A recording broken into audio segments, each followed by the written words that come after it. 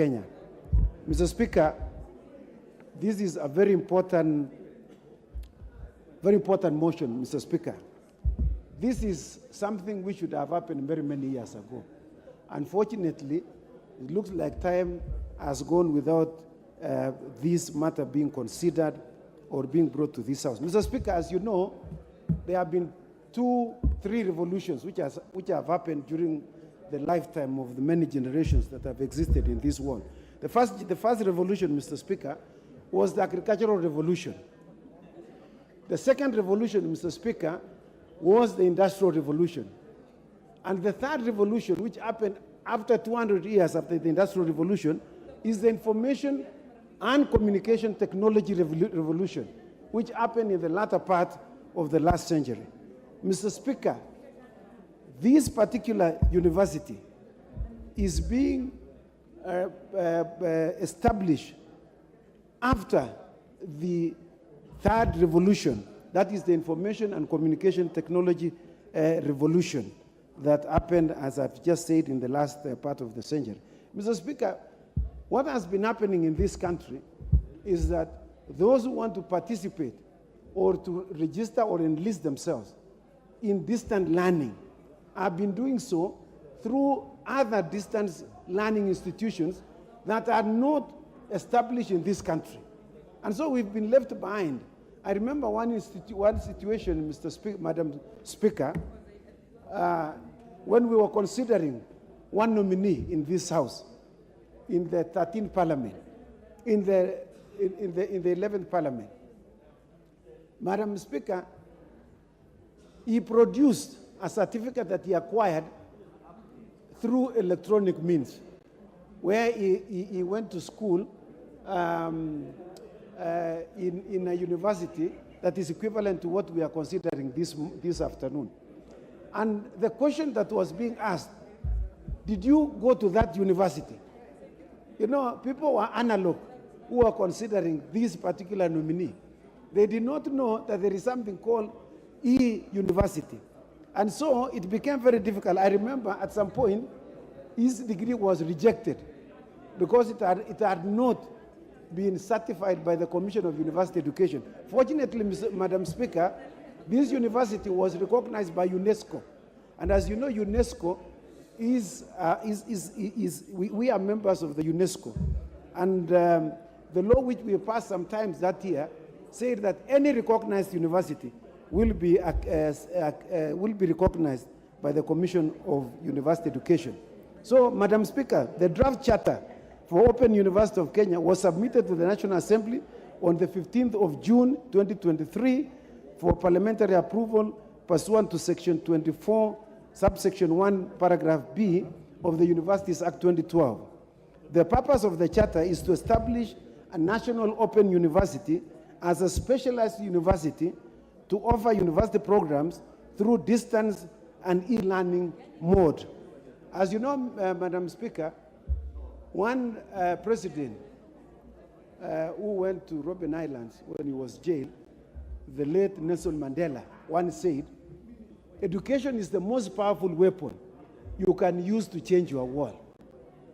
And one of the drafters of the US Constitution, by the name Benjamin Franklin, said, education pays the best interest.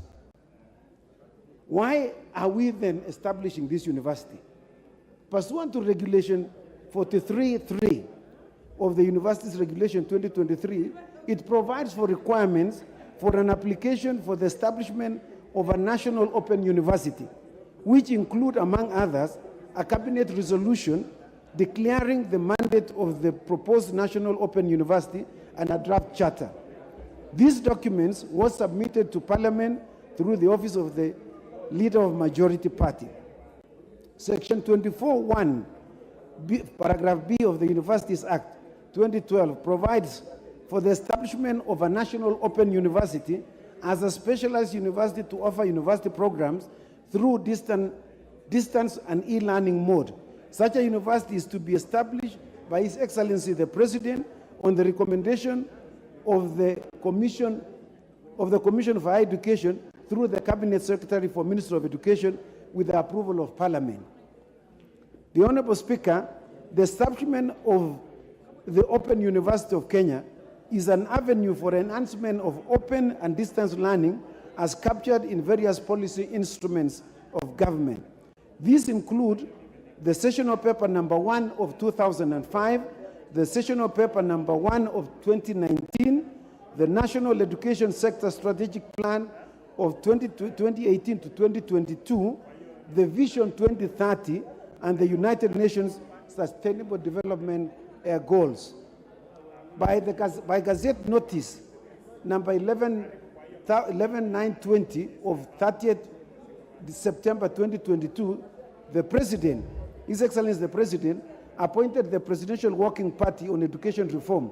Part of the terms of reference of the Working Party was to recommend a framework of the operationalization of the National Open University of Kenya and a framework on open distance and e-learning.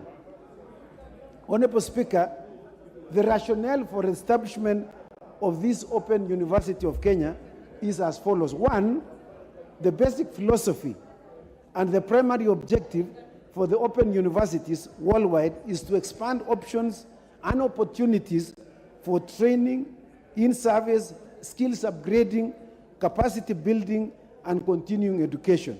The Open University of Kenya will expand access to university education through flexible mode of study. The intention, Madam Speaker, is to ensure that wherever you are in this country, that you will not be disadvantaged because of distance to the universities that have been established in this country. So that if the university that you have been invited to join that university, the distance is too far. For instance, someone from Turkana may have been admitted to Pwani University, and that could be very expensive in terms of distance. You can register through the Open University and do your course and finish and complete without leaving your area of residence. You can do all those things within your house, within the community. Secondly, Madam Speaker, the university will break barriers in access by the difficult-to-reach groups through flexible admission criteria and by systematically building on prior learning. It will help to overcome geographical barriers to access by facilitating access in different localities using technology. Third, the focus on lifelong learning will ensure that no one is left behind in line with the constitutional requirement for non-discrimination and inclusion. It will provide opportunities to the youth, elderly, persons with disabilities, minorities, marginalized groups, including those in various forms of work who wish to pursue upward mobility or to diversify their skill sets. Madam Speaker, this is a very good opportunity for members of parliament who want to further their education. There could be members of parliament who are here who have a bachelor's degree, and they want to advance that to a master's and to a PhD degree, Madam Speaker. While they are sitting here, they can be learning. They use the tools that we have here, and they can be able to access the universities. And Madam Speaker, those who want, maybe those who have come to this house, Madam Speaker, as you know, we have some challenges. SRC says that we do not have any qualification. That's why our salaries are ranked and pegged at the level in which we are. Possibly, if every member here had a degree, Madam Speaker, we would be paid over 1 million shillings like all the others in the government sector.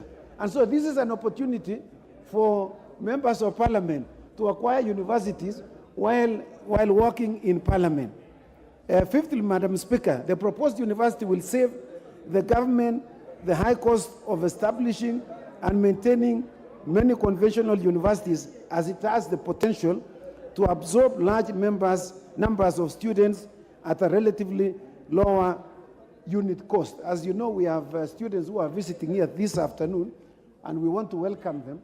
I hope that one of them at some point will join the Open University of Kenya once we approve this university. Madam Speaker, the proposed university will initially offer 8 flagship programs. That will be the initial programs that will be offered by this university. These will include 6 bachelor's programs, universities, Madam Speaker, which will include the following: Bachelor of Data Science, 2, Bachelor of Science in Cybersecurity and Digital Forensics, 3, Bachelor of Technology Education, 4, Bachelor of Entrepreneurship and Business, and 5, Bachelor of Economics and Statistics, and finally, in bachelor's category, Bachelor of Agri-Technology and Food Systems. The proposed university will also offer 2 of the following postgraduate programs. 1, Leadership and Accountability. And this is very good for members of parliament. You know, there are very many members of parliament who have come for the first time, and they can register so that they can be better leaders in their constituencies, and register for Leadership and Accountability postgraduate degree. Second, Madam Speaker, we will have a postgraduate degree in Learning, Design and Technology. The physical seat of the proposed university will be located at Concert Technopolis, while its virtual presence will be supported on a learning management system with both physical and cloud services. Currently, the seat is hosted by the National Commission for Science, Technology and Innovation, that is NACOSTI, headquartered on a temporary basis. The admission of the first batch of students is projected to happen this year, once the House approves, by September of 2023. Honorable Speaker, the Committee on Delegated Legislation, having engaged the Cabinet Secretary for Education on Thursday, 29 June 2023, in its consideration of the draft charter, observed that the Cabinet Secretary, at its first special meeting held on 27 April 2023, considered and approved the Cabinet Memorandum on the establishment of the Open University of Kenya as required by Section 24 of the Universities Act. The Cabinet also approved the transmittal of the grant of Cabinet approval on the establishment of the Open University to Parliament for its consideration and approval. The committee further observed that the proposed Open University of Kenya will expand access to university education through flexible mode of study and by expanding options and opportunities for training, in-service skills upgrading, capacity building, Madam Speaker, and continuing education. Honorable Speaker, having examined the draft charter for the establishment of Open Universities of Kenya, the committee recommends to this House that it approves the award of the charter for the establishment of the Open University of Kenya pursuant to Section 24, subsection 1 of the Universities Act number 42 of 2012. Madam Speaker, with those very many remarks, I would like to request the members who are present this afternoon to consider this charter and approve. And I therefore beg to move, and I would like to request the Honorable Ruku, member of the Committee on Delegated Legislation, to second. I thank you, Madam Speaker. Honorable Ruku. Thank you, Madam Speaker. I rise to second the adoption of this report. Madam Speaker, the Open University is targeted to be the center of excellence in open and distance learning, e-learning, and will serve other universities in building capacity in distance and e-learning education. It will certify critical expertise for open and distance e-learning institutions and practitioners, and institutionalize research to generate new knowledge and improve practice in the area. Madam Speaker, the university will admit both local and international students, hence create opportunities for international publicity, knowledge sharing. Order, honorable members. Honorable members, this motion that is being seconded by the Honorable Ruku is extremely important. And I would like to order that you consult in lower tones so that those who would like to listen are able to hear the Honorable Ruku. You may proceed, Honorable Ruku. Thank you, Madam Speaker, for protecting me. And Allow me to just go back one paragraph. Madam Speaker, the university is targeted to be a center for excellence. Please proceed.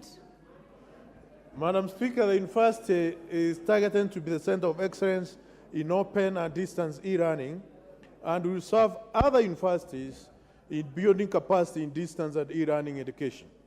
It will certify critical expertise for open and distance e-learning institutions and practitioners and institutionalize research to generate new knowledge and improve practice in the area.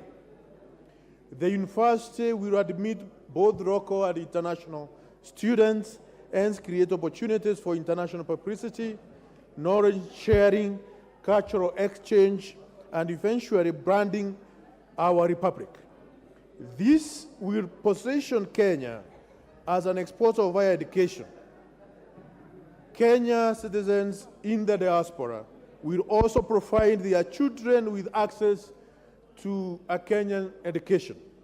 Madam Speaker, the recent recognition of Kiswahili as one of the official languages of the African Union will create a market for proposed university which will launch a program in the second year. Overall, and the proposed university will also earn our nation foreign exchange.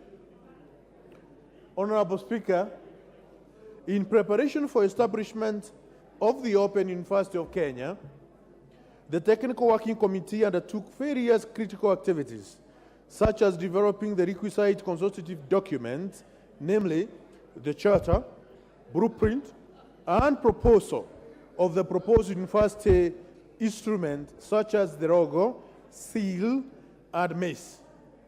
Other pertinent documents include open distance and e-learning policy, student handbook, student rules and regulations, admission criteria, staff terms and condition of service, 5-year strategic plan, ICT infrastructure requirement, and digital library requirements.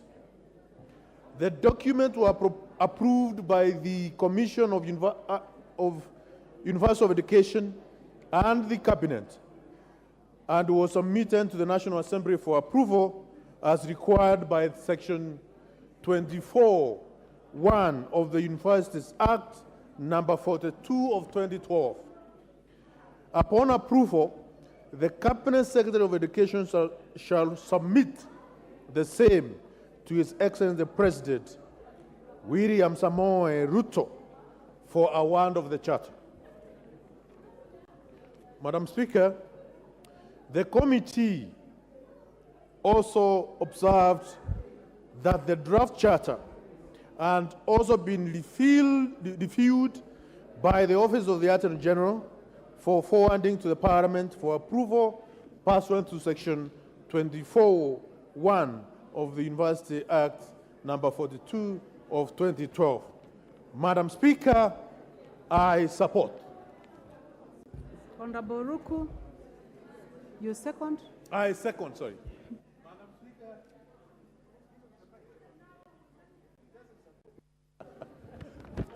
Madam Speaker, I second this report. Thank you. Thank you very much, Honorable Ruku. Honorable members, before I propose the question, seated in the Speaker's Gallery this afternoon, we have several schools.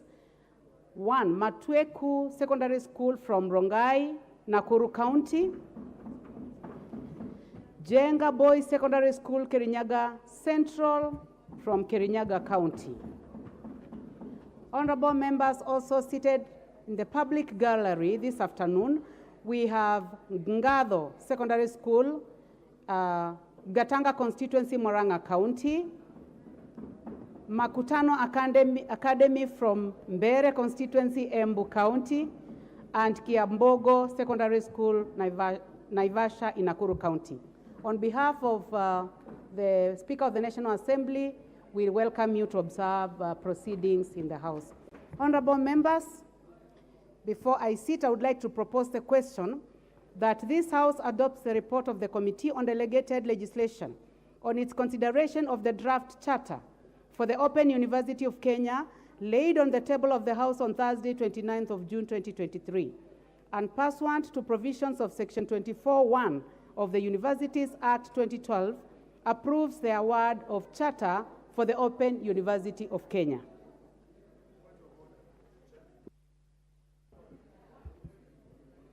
Honorable Nyikal, you are saying point of order.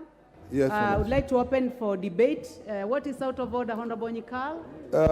Madam Speaker, I acknowledge this is a very important motion. And Madam Speaker, honorable members, the honorable lady members seated at the back, I know that you might be having an extremely important discussion there, but I would like to ask you to consult in lower tones so that we may proceed with business in the House. Madam Speaker said this is an extremely important motion, and I think it is progressive and takes us in the right direction. But there is something, Madam Speaker, that... It is out of order, Honorable Nyikal. What is out of order, and I would ask whether it is in order, why is this coming through the Committee in Delegated Legislation and not the Committee on Education? I've looked at 24 Universities Act 24(1). It just says through Parliament approval. But one would have expected that in this is being an education issue would come through the Committee on Education. And has the Committee of Education actually gone through this? Madam Speaker, I would like to be maybe informed on that, because it looks as if that is not in order, in my view. Honorable Nyikal, this is based on Standing Order 210. It is a regulation, and that is why it has come through the Departmental Committee on Delegated Legislation. So there is nothing out of order, Honorable Nyikal. Now I would like us to proceed, and I give the first opportunity to the Majority Leader, Honorable Ishungwa.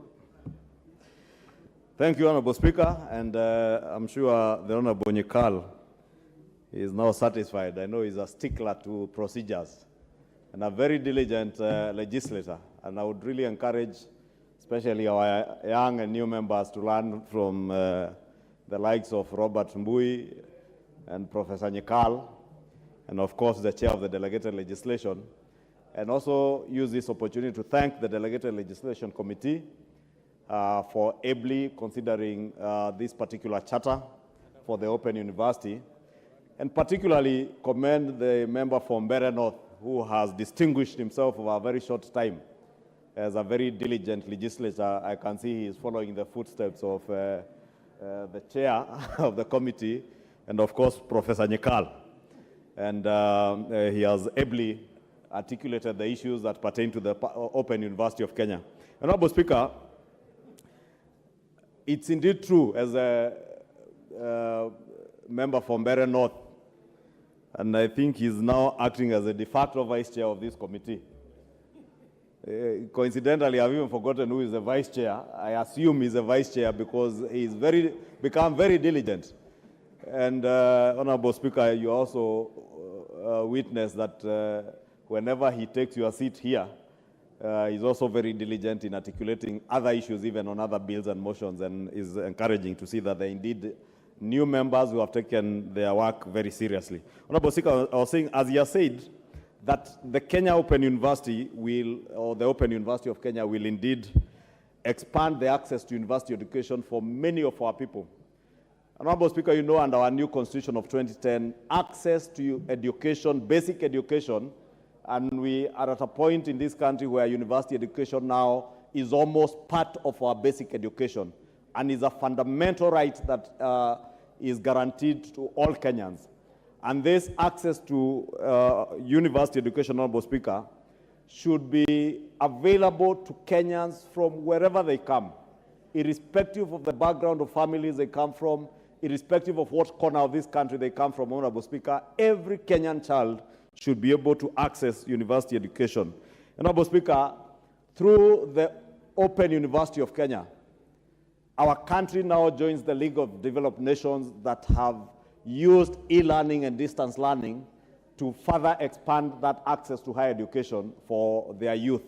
And as a country now, whether you're in Wajir County, whether you're in Marsabit, whether you're in Kikuyu, whether you're in Kisumu Town West, where we have had this afternoon, there are rampant cases of insecurity. I believe if these young people in Kisumu Town West and other parts of the country had access to higher education and e-learning, they would not be engaging in crime, because they would even have expanded their skills and knowledge to be able to access job opportunities, as we are saying, even through our online, our ICT hubs that government is very keen to set up in our constituents. And I do hope, Honorable Speaker, that even as we embark on our recess today, we will utilize the time during our recess to create, or rather to guide our communities in public participation to ensure that in every of our wards, we allocate funds through NGCDF to establish these online hubs, because, or rather ICT hubs, because these ICT hubs, we also serve as part of the training centers where our youth who have cleared Form 4 can be able to access the Kenya Open University from the ICT hubs, where you have access to free Wi-Fi and access to the internet, and be able to attend classes online, Honorable Speaker, as the rest of the world is doing, Honorable Speaker. And it's indeed true, as the chair and the de facto vice chair were saying, that there are many of our children today who are accessing university students, and I know even in our families. I know in my own family, my own sister pursued her master's degree and I think a bachelor's and master's degree from the University of South Africa online through distance learning. And therefore, we have been expatriating resources from our country, paying to foreign universities. And this now offers our country that golden opportunity to also tap into the resources of other students in our region. We can't continue, Honorable Speaker, priding ourselves that we are leaders in the larger East, Central and Southern Africa region, and we have no accessibility to our universities for foreign students. And I don't know why the clerk is sabotaging my contribution, because I was going to touch on the... Majority Leader is 5 minutes, but we'll give you 2 more minutes. Thank you, Honorable Speaker, for your indulgence. I was saying, Honorable Speaker, we also are giving our nation that opportunity to earn foreign exchange and enhance our foreign exchange reserves from those international students who will be able to access our universities. Honorable Speaker, I also note, Honorable Speaker, that as we approve this charter, we also have before the Committee on Delegated Legislation the University Regulations of 2023. And Honorable Speaker, I was just chatting with the chair and his members here, and I was telling them those regulations have a total of over 102 clauses. And I want to encourage them to go through those clauses with a tooth comb. The concern you've had from Professor Nyikalo, Honorable Speaker, is very legitimate, because if we use subsidiary legislation to amend acts of parliament, Honorable Speaker, it is not right. And a glance at the 102 clauses in this university regulations, Honorable Speaker, you may see an attempt to try and amend the Universities Act using subsidiary legislation. And I want to encourage the Committee on Delegated Legislation to go through those regulations with a tooth comb. And anything that is geared towards amending the Universities Act should come through substantive legislation that should be considered after public participation by the Education Committee, as the Honorable Professor Nyikal was articulating. Honorable Speaker, too, we must guard that the regulations, the university regulations of 2023, will only serve to enhance and to realize or actualize the implementation of the Kenya Open University and not any other sinister business. And particularly, Honorable Speaker, His Excellency the President has been very keen on remodeling how we now finance our university education, and I want to just alert the Delegated Legislation Committee to ensure that you do not in any way tinker with the policy that the President has already espoused on funding and financing of university education through regulations, Honorable Speaker. Any regulations that come to this House on funding of universities in this country should be in line with what the President has already launched and espoused as a policy for university funding, Honorable Speaker, so that we guard ourselves and guard our country from tampering with government policy and even tampering with acts of parliament using subsidiary legislation. And therefore, I want to encourage the committee to ensure that it comes through these 102 clauses and report back to the House through a report that should come and be approved. And I want to repeat, and I hope the chair is listening, a report for approval or disapproval before this House, because it will touch on many aspects on funding of our public universities and how we finance university education. With those many remarks, Honorable Speaker, I do support, and I want to encourage the young people of this country, when we have this open university ready and running at Konza Technopolis, to utilize the ICT hubs. And allow me to announce to the young people of Kikuyu constituency that as we speak at Nashut Technical and Vocational College, we have now access to internet. The cabling is ongoing this afternoon, and by next week, that particular institution will be ready, so that by the time we are accessing the Kenya Open University, the children of Kikuyu will not have to travel distances to access university education. They will not need to pay hostels. They will now be able to learn from their backyards in Kikuyu in every village, as we promised them, Honorable Speaker, with His Excellency the President when we went to campaign there.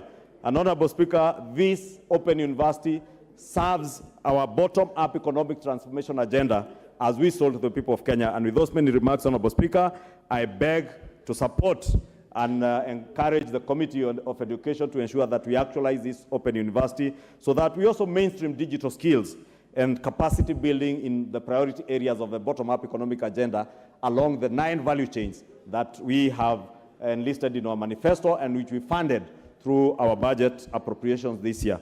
With those many remarks, Honorable Speaker, I support. Thank you very much, Majority Leader. Honorable members, the next opportunity goes to the Honorable Robert Mbui, member for Kadhiani. Thank you, Madam Speaker, for this opportunity. I think, Madam Speaker, this idea of the Open University of Kenya is very timely.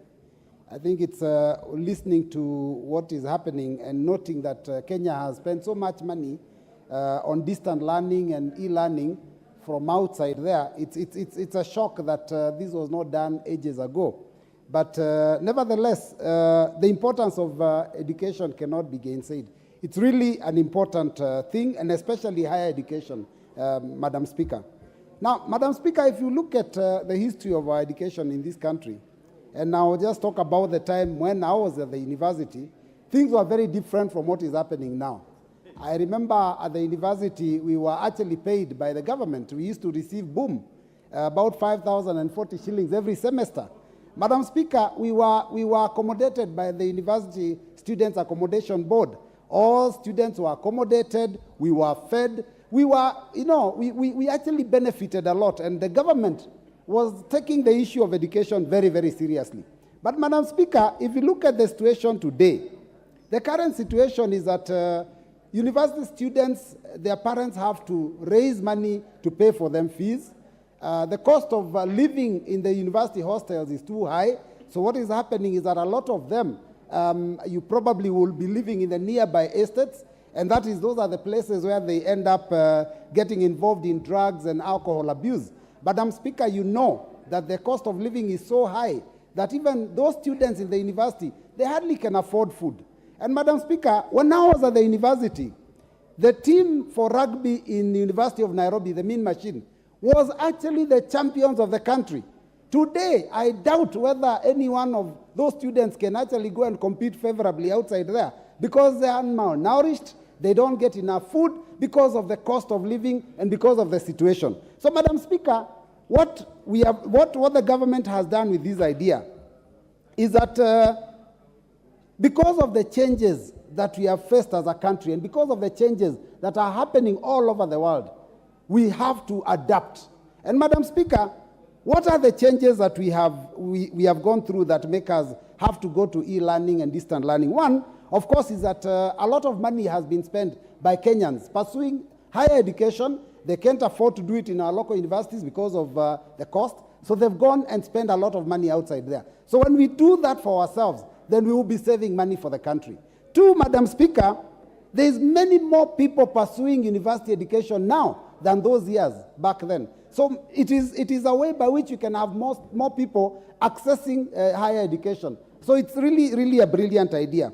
Of course, Madam Speaker, not to forget that in 2020, we were hit by a disease called COVID-19, which unfortunately forced us to shut down our learning institutions. Now with e-learning, with distant learning, with that concept, education can continue even when we have such life-threatening diseases. So, Madam Speaker, it's really, in my opinion, I think it's really a game changer. But, Madam Speaker, I have one major concern. Much as I support this, my concern is about integrity in the education sector in this country. Madam Speaker, every year we have exams, proper exams, national exams in primary school, in secondary school. And Madam Speaker, almost every year there are cases, rampant cases of exam cheating. And these are people that are frisked before they walk into the exam room. Those exam papers are kept in a store under lock and key in a police station. But still somehow, we still manage to have cases where people have stolen the exam. Some schools are benefiting from the stolen exams. So I'm asking myself, even as we support this, how sure are we that those students that will be online learning and doing exams are the ones that will be getting the certification, Madam Speaker? That is one thing we must figure out to sort out, because as a country, we really do have a problem of integrity. And we must make sure that as we do this noble idea, we introduce systems to make sure that those that are registered in those universities are the ones that will learn there and are the ones that will do the exam there. With those few remarks, Madam Speaker, I support. Thank you very much. The Honorable Rindikiri Mugambi, member for Buri. Thank you, Madam Speaker. I rise to support this noble proposal on the Open University. And just like other members have stated, I think this is the greatest opportunity that the majority of our kings have across the country. Madam Speaker, there are so many parents who are not able to take their student, their sons and daughters, to the universities because of costs relating to the tuition fees, relating to accommodation, and the other maintenance costs for our children. Madam Speaker, this comes handy because the people of Bori, the children of Bori will benefit. Those ones who did not have opportunity of having and adorned families to take them to the university and afford the costs, this is the best option. I join to say that this is a very novel idea. It's going to create accessibility to majority of our children. It's going to ease the burden of expenses to our parents. It's given to give alternatives where there wouldn't have been any alternatives. The only issue, Madam Speaker, that I would like to note is some courses might not be offered by this Open University. I am worried about the science subject, very important subject that we are encouraging our kids to learn.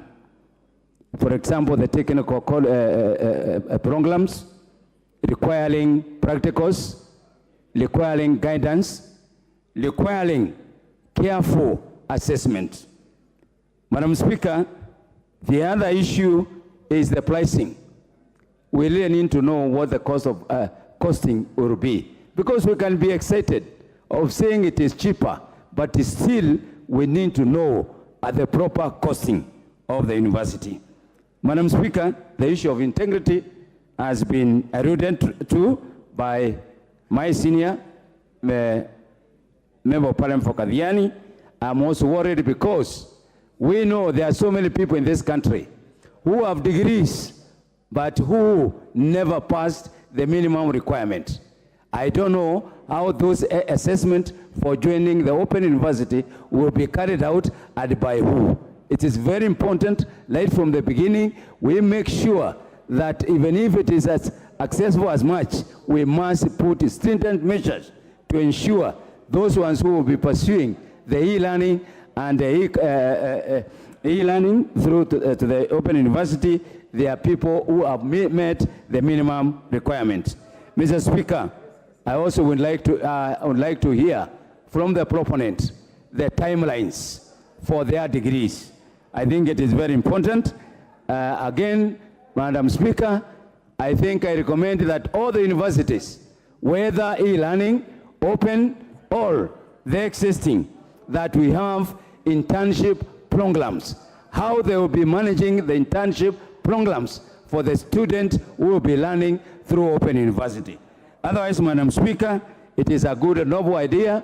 Now that the government is doing a lot of connectivity on the internet, the only disadvantage we could have is that let's not open this university, let's not give them the charter, because some areas of this country might be disadvantaged in terms of internet connectivity. Meaning we must have electricity in all the counties, in all the constituencies, in all the wards, if we have to create fairness for our students to learn from all corners of this country. Otherwise, Madam Speaker, this is a good, noble idea, and I support it. But they need to do the adjustment, because I need to know what they are doing specifically on the science subjects, for a technical subject which are not part of this program. I thank you, Madam Speaker. Thank you very much, Member from Buri. The Honorable Dr. Makali Mulu, Member for Kitui Central. Yeah, thank you very much, Honorable Speaker. Honorable Speaker, I also want to support this important motion on the issue of awarding a charter for the Open University of Kenya. Honorable Speaker, this issue is long overdue in this country, because open universities have actually been helpful to many countries, and more so the developed countries, Honorable Speaker.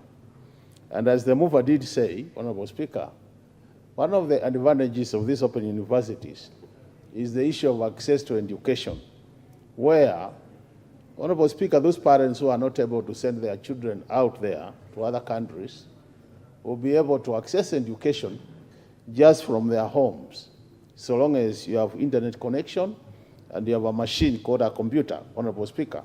Honorable Speaker, what we'll do is that even as Kenyans benefit from this open university, the region will also benefit, because I think we are becoming a trailblazer. Dr. Makali Molu, yes. I'll take a minute. Honorable members, we have students seated at the public gallery from Kangaru Girls High School, Manyata constituency in Embu. I would like to welcome them to the National Assembly so that you may observe proceedings of the House.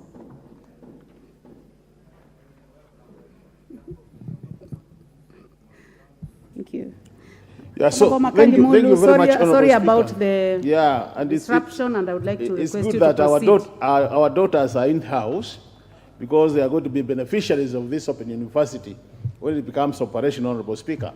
So, Honorable Speaker, as I was saying, what will happen is, even as Kenyans benefit from this university, the region will also benefit, because our neighbors, Uganda, Tanzania, and the rest, will actually have not started these open universities, and they will be benefiting from this Kenyan Open University. The other thing, Honorable Speaker, which is important is, this Open University of Kenya will also be able to assist Kenyans in terms of accessing higher education. There will be a lot of facilitation, and what has happened in countries where this Open University is actually in place, Honorable Speaker, a lot of the countries are making a lot of money through payment of fees and also accommodation. Honorable Speaker, you'll appreciate that in some countries, many students who visit, Honorable Speaker, will be able to like Kenyans, a lot of Kenyans are enrolled in different courses in different universities. For example, the South African one, Honorable Speaker. So you find when they are in session, because at times students will be required to visit the universities for a short while, Honorable Speaker, during that time they will also seek for accommodation in those countries, and they'll be able to actually also make money for the countries. Likewise, Kenya will also be benefiting from the same. In a situation where the professor wants to have a one-to-one interaction with the student, and more so when they are doing their thesis and the other documentation, Honorable Speaker, you find that there are 1 week or 2 weeks in Kenya, and then they might go back to their countries. During that time, the country also makes money in terms of foreign exchange, Honorable Speaker. The other issue, Honorable Speaker, which is also critical, and I think it has been raised by my colleagues, is the issue of the infrastructure required to competently provide this service, Honorable Speaker. And you realize that, as usual, I see a number of regions of this country also being marginalized. For example, on Eastern Kenya, where these issues of internet connectivity, Honorable Speaker, and infrastructure laying has not taken place. Far-flung countries, like regions like Lamu, Honorable Speaker, also yesterday we had the Mheshimiwa from Lamu also complaining about marginalization in Lamu East and other areas. So even as we award this charter, Honorable Speaker, I think it will be important for this House to make sure that then the required infrastructure, Honorable Speaker, is provided. Another advantage, Honorable Speaker, is a situation where with an open university, you can also tap from the best professors in the world, where you can actually consult such professors and ask them to educate our students from different parts of the world. So you get the best in terms of resource persons, Honorable Speaker. So, Honorable Speaker, to me, I think it is important as a House, we support this, but the issue of integrity of our education, the issue of Kenyans and education system, Honorable Speaker, because, Honorable Speaker, this idea of Kenyans getting fake certificates is very common. And what is very, very surprising is they are able to get these certificates from the O-level, university bachelor, university master, and I think there has even been attempts to get PhDs through the same system. So, Honorable Speaker, I think we really need to look at the credibility of our education system so that we make sure that those students who get these certificates, they have actually earned the certificates. It's not a situation where they go shortcuts and they get the certificates. And I'm more worried about a situation where you might find other Kenyans who are educated assisting their either children or relatives to get these certificates, because now there might be no issue of physical presence where you confirm this and so and so. So this is another area we really need to guard. And these are issues of values, Honorable Speaker. So as a country, we need to invest a lot in our values so that at the end of the day, our students get certificates which they have genuinely earned through the education system. With those many remarks, Honorable Speaker, I want to support this and congratulate the committee for our job well done, and request honorable members that we support this move. It is a good move for the country. Thank you, Honorable Speaker. Very much, Dr. Makali. The Honorable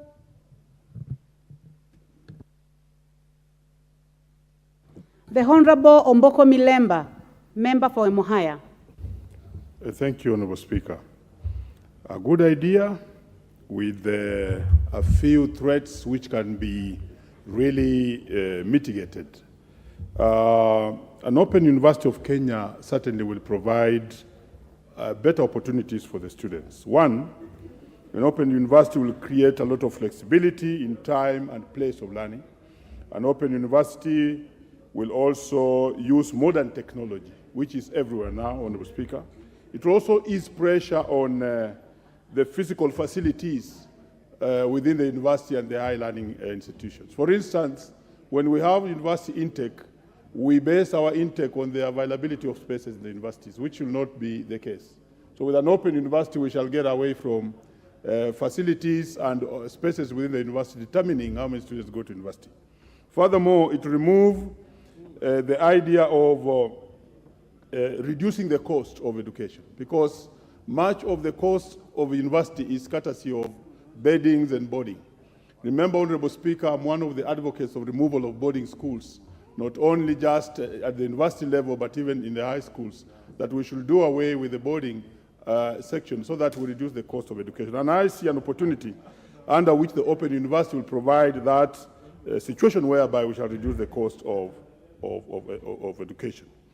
But I also wish then to indicate that the Committee of Education must come in to work together with the Committee of Delegated Business, because we need to align certain laws, and I'm happy that the pseudo vice chair of this committee is here, Mr. Ruko. There are certain laws that do not accept the degrees that are earned by certain universities, possibly including this type of university, with the system in Kenya. So we shall need to actually realign our laws so that the degrees that come from this type of university is accepted. Of course, with the charter, that should be a step forward. Because how many times do we see our students go to Uganda, go outside, do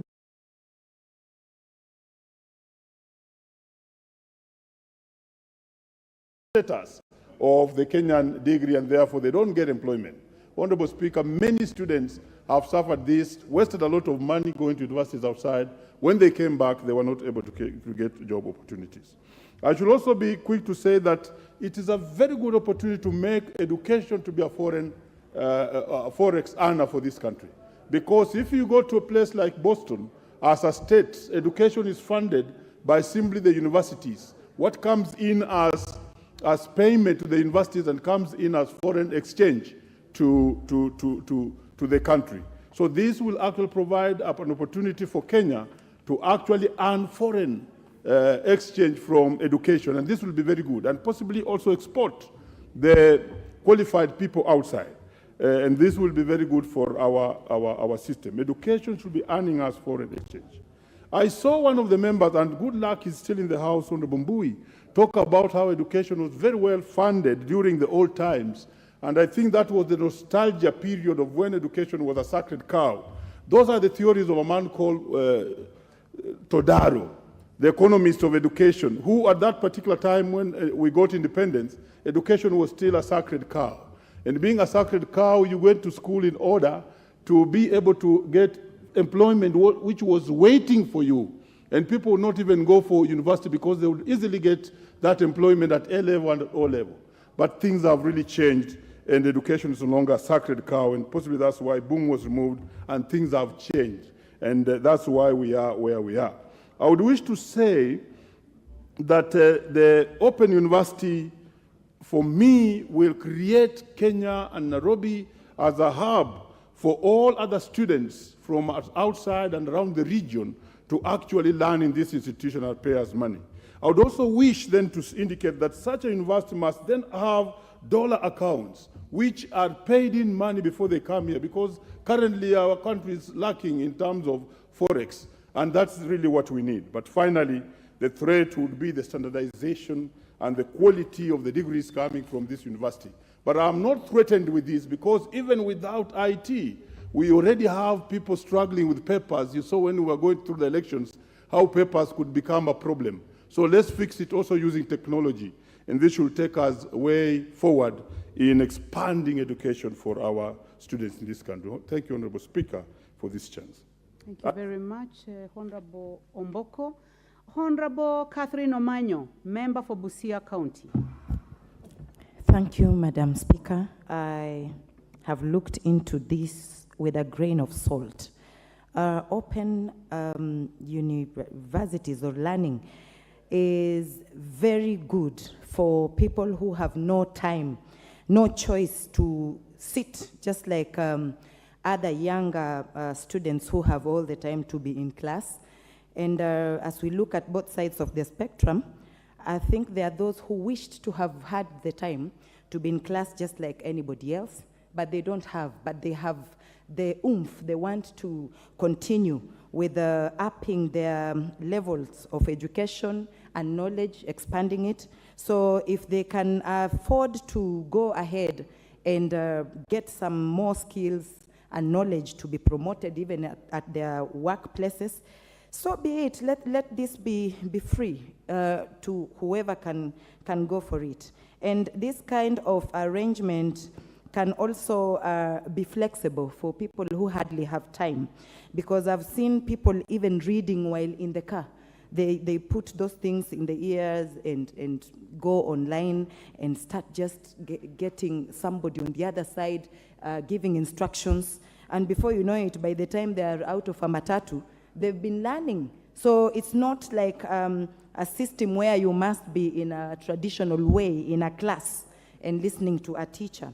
And then we also see that because it's that flexible, it is more cheaper, it's affordable to compared to this other one, because some of the ways that are used in teaching are actually recorded. So there is no physical trainer or physical lecturer, but those recordings that somebody is given to listen to and make notes and then submit their homework. Also, I've been looking up into it, and then I was like, it is a good way of also just those people who have learned, they learned maybe in those days when things had not changed or the systems of education had not changed. Because if today my father was to resurrect from his grave with all the knowledge he had and the education he had, he would not even come to terms with what we are using today, because mostly it is digital. So for those who want to also catch up with the running world, with the new systems, the new digital ways, this is a very good way of actually expanding and coming up with ways of not looking archaic or analog. And to top on that, for the places that don't have maybe means or ways or internet, Wi-Fi, nowadays I see even people in the villages having Android phones they afford. So when we worry of places that don't have access to this kind of education, I think our people everywhere, even in the villages, are curious. They want to learn. So even somebody who did not have or had limited education in their life, out of curiosity, even if they are not after getting the degrees, they will just learn some things and beware, because knowledge is power, and that is all we are actually looking into, so that we don't have so many ignorant people or people who just don't care of what is happening, and they'll be part of a solution. Thank you. The Honorable Tindi Mwale. Thank you, Mr. Speaker. Mr. Speaker, I rise to support and contribute on this report, noble report, which is supporting the creation of open university in the Republic of Kenya. Mr. Speaker, I want first of all to commend my colleagues who have already contributed a lot on the advantages and disadvantages of having an open university in the Republic of Kenya. Mr. Speaker, I want to highlight two areas where you'll find that the university, open university in Kenya, will be very fundamental to the society. You will find that we have people living with disabilities who in some cases might not be able to access the learning facilities because some of the institutions lack the requisite provisions for the people living with disabilities. Mr. Speaker, you'll find that with open university, the person who is handicapped is able to learn from any place where he lives or where she lives, and that one gives access to education to such individuals. Mr. Speaker, you'll find we have people who are suffering from chronic diseases, and these people, some of them might require to be frequently seeing the doctor in hospitals and living near hospitals. With open university, Mr. Speaker, you'll find that these patients will be able to learn from wherever they are, if it's near the hospital or even if they are admitted in the hospital, Mr. Speaker, they'll be able to learn because the education is provided through digital means, Mr. Speaker. Mr. Speaker, I also want to support my colleagues who have raised the issue of integrity. I think we need to make sure that open universities in Kenya have got a high sense of integrity so that we don't see everyone who is claiming that he went to a certain university or learned through the laptop or computer, and maybe those people don't know even how the keyboard or the mouse looks like. Mr. Speaker, I want to support my colleagues also who raised the issue about sufficient access to internet. The government needs to make sure that Kenya is well connected to the internet so that each and every person living in any place in our Republic of Kenya is able to access internet and log in and be a student on Open Learning University, Mr. Speaker. Mr. Speaker, finally, I also want to urge because I'm a member of the Committee of Delegated Legislation, we are also going to consider the number of courses that are going to be offered, Mr. Speaker, because when you look at the report, the undergraduate courses are only 5, postgraduate courses are only 2. Mr. Speaker, we need to increase the courses so that the learners have got a room to choose wherever they wish to study, and also what they know that if I study this, I'll be able to contribute very well within the economy of the Republic of Kenya. With those few remarks, Mr. Speaker, I beg to support the report about the Open University in Kenya. Thank you very much. Very well. Honorable members, you have keyed in and we can see you here, so there's no need to even carry up your hand. The next on the line is Phyllis Bateau. Is she in the house? Honorable, proceed. Thank you, Mr. Speaker. I rise to support the motion on Open University in Kenya. Mr. Speaker, I would want to say that this is a very noble idea and it has come at the right time. The world has become a global village and it's high time education should not be a very something complex to achieve, but we should access it within a very simpler means. Mr. Speaker, Kenya has come of age for this type of institution, just like UNISA in South Africa, where it now offers all programs which are possible. And it has graduated students from undergraduate up to the level of PhD. So I think for this particular innovation, this Open University, it is the best thing that has happened to Kenya, that can happen to Kenya, Mr. Speaker. During COVID, we experienced very difficult times where people were left staying at home, children were not going to school, people were not going to college. Students were not going to institutions of higher learning. And if we had such an institution, I mean, learning would have been a continuous process. Students would be able to access knowledge just wherever they are. Mr. Speaker, there are so many advantages of these institutions which has been enumerated by the mover of the motion. For example, it will give access to those people who are living with disabilities, those who are not able to move from one point to another. A colleague here was talking about even people who are shy to go and progress in their studies because it has taken them time. It will give an opportunity for such people to go to school. Also, it will encourage exchange programs. As I said earlier, the world has become a global village. We will have students all over the world accessing programs in such an institution in Kenya, and we will also have our students accessing other programs in other countries. And in that case, Mr. Speaker, we will have educational tourism and foreign exchange will not be, Kenya will benefit from foreign exchange. Mr. Speaker, in my constituency, for example, Moibin, farmers have sold land to take their children to access international education.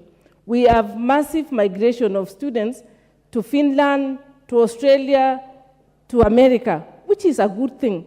We would wish that also students from those countries where our students are going apply for these programs in our Open University so that we also benefit from the cross exchange. We have had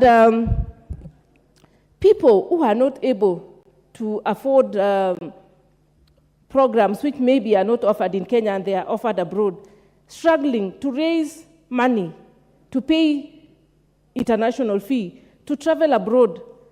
They look for visas even when they don't have enough resources. So such a university will enable us to access multiple programs within Kenya. How I wish the infrastructure is looked at so that everybody within Kenya can access. We should have internet all over the country so that it is not going to disadvantage other parts and hence marginalization begins. So with those few remarks, Mr. Speaker, I support the motion. Very well. The Honorable Robert Bokosi is not in the House. So next is the Honorable John Mutunga, Tigania West. Thank you, Honorable Speaker, for the opportunity. Honorable Speaker, the Open University of Kenya is a great idea coming at this point in time. Honorable Speaker, I would like to say that it's actually late because we should have gone that direction way before. Honorable Speaker, having a charter means the university then can discharge recognizable certificates across the globe. Education is universal, and the only thing that is recognized across the globe is the fact that the university is chartered. And that is why it is important for us to facilitate the process of getting this charter so that this university can move on. Honorable Speaker, many things have been said by my colleagues. I just want to say a few. One of them is the fact that it will save time a lot for the people who want to do education because they can work at any time of the day. I don't think it has to be on specific times. People can work at night because they don't have to travel. Courses can be scheduled at any particular part of the day, and it can be structured in a way that even working class category of people can be able to access education. On the other hand, Honorable Speaker, there are those of us who have advanced to a certain extent in age, and they don't feel like appearing at the university in class with much younger people, especially their children. It is going to offer a great opportunity for them to advance their education.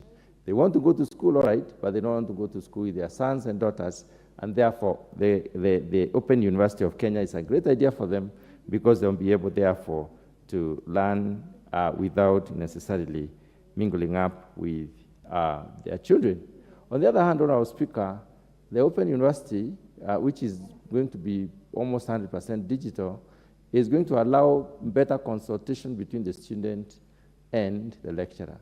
What makes the student shy away from long-standing courses is because these consultations take long and they don't occur when they are required to occur. If the supervisor is an extremely busy person, then the student suffers. And therefore, there is possibility for them to arrange a meeting through the virtual possibilities, and therefore the supervision can go on without necessarily having to appear in person. And this will enable them to do their courses faster than it probably is going to be. It is also going to increase chances even for Kenya to source for students from outside Kenya. There are many people in this world who would like to have an opportunity to go for some studies, and we know even Kenyans enroll in universities across the globe through virtual means. Therefore, we are also going to offer an opportunity for those others from other countries who would like to have an opportunity to go to do education to join the university, the Kenya Open University of Kenya. Honorable Speaker, this possibility is enlarging the scope of coverage. We are a young nation. Education is essential for everyone. In fact, education is almost a basic need. It's an equalizer for people. It's one that enhances or balances out the missing links. It plugs in the missing links in the sense that education enables people to grow, and education offers opportunities. So we are going also to increase the chances for people to have university education who could probably not have missed it if they were to go to school, as it were. It is also going to help us in the charter is going to enable the university to qualify to be offering degrees and other certificates. This is going to enable the university to collaborate with the other universities across the globe in the sense that they are going to be therefore operating at an equal space. It will enable also the recognition of the products from this university. That means that the certificates from this such a university are going to be, enable people to move from one level to another, which therefore is going to enable us to increase the chances, as it were, and to increase the possibilities. Honourable Speaker, I do support this particular motion. Thank you. The Honourable Caroline Ngeleche. Thank you, Honourable Speaker, for giving me this opportunity to support the motion on the consideration of the draft charter for the Open University of Kenya. Honourable Speaker, I think this motion is coming at a time when we really need it, because, Honourable Speaker, this country, there are so many people facing challenges of paying school fees. You find that nowadays many universities and colleges charge more on accommodation and other issues rather than tuition fee. And that is, the tuition fee actually is what will earn you the degree or the certificate at the end of the day. Honourable Speaker, I speak on behalf of hustlers, people with disability, girls and mothers, and all other people who have other duties and responsibilities that may hinder them from accessing or from leaving their homes actually to attend university education. You find that nowadays there is someone maybe does something that can give a small income, that can earn something small for their families or for themselves. But if that person must leave their home to another place to attend university education, it means that that particular person will forego any other activity. You find also, Honourable Speaker, that there are girls maybe who get children before joining university, and that responsibility of taking care of their children or being mothers or being wives will hinder them from traveling far away to access university education. Nowadays, Mr. Speaker, we have good coverage of internet all over the country. People can even access or learn through their mobile phones. And it is still the same education that is offered worldwide in other universities. So, Mr. Speaker, I laud the committee for bringing in that motion. Mr. Speaker, the only thing that I would wish to be remembered, or that they should not forget about it, is they should also make sure that some courses are not completely offered in distant learning. During COVID time, Honourable Speaker, there were universities who even ran for like 1.5 years on science courses like medicine, like engineering. You find students who are learning online. Some courses or some degrees, Honourable Speaker, cannot be offered virtually. So they should actually make sure that they regulate, because if the universities are left to do whatever they want, others will feel all the courses to be virtual, not knowing that some need proper laboratories, some need practicals for the students to graduate. Another issue also that should be regulated is the fees charged. Honourable Speaker, as much as some universities or some colleges will feel that this is denying revenue to the locality, whereby people used to offer hostels to rent houses for these students, or the university was collecting some revenue from hostels, the fee should be regulated so that it makes meaning. Otherwise, if not, I'm sure some of the universities will charge the same fee for distant learning and the same fee for somebody who uses the facilities in the school. So as much as it is a good thing, it should also be taken care of so that people don't take advantages of others, and at the end of it all, meaning might be lost. Otherwise, I support. Thank you. The Honourable Timothy Wanyonyi, Westlands. Thank you, Mr. Speaker, for offering me this chance also to contribute to this motion, Mr. Speaker. An open university, Mr. Speaker, will offer great opportunity, especially to those who are not able to access the physical university, Mr. Speaker. These are people who normally students are given online courses. They do their courses online. They are assigned a tutor who will guide them through the course, Mr. Speaker. And this is a cheaper way of making sure that education is accessible to many, many students at the comfort of their, wherever they are, Mr. Speaker, even from their home, from wherever they are residing, so that they can now have this education, Mr. Speaker, reaching to them. I support this idea because, Mr. Speaker, there are many universities existing. We have many universities in Kenya, but still we have many people who cannot access because of the cost of many other things that come with it. Accommodation, because many universities are not able to provide hostels for students.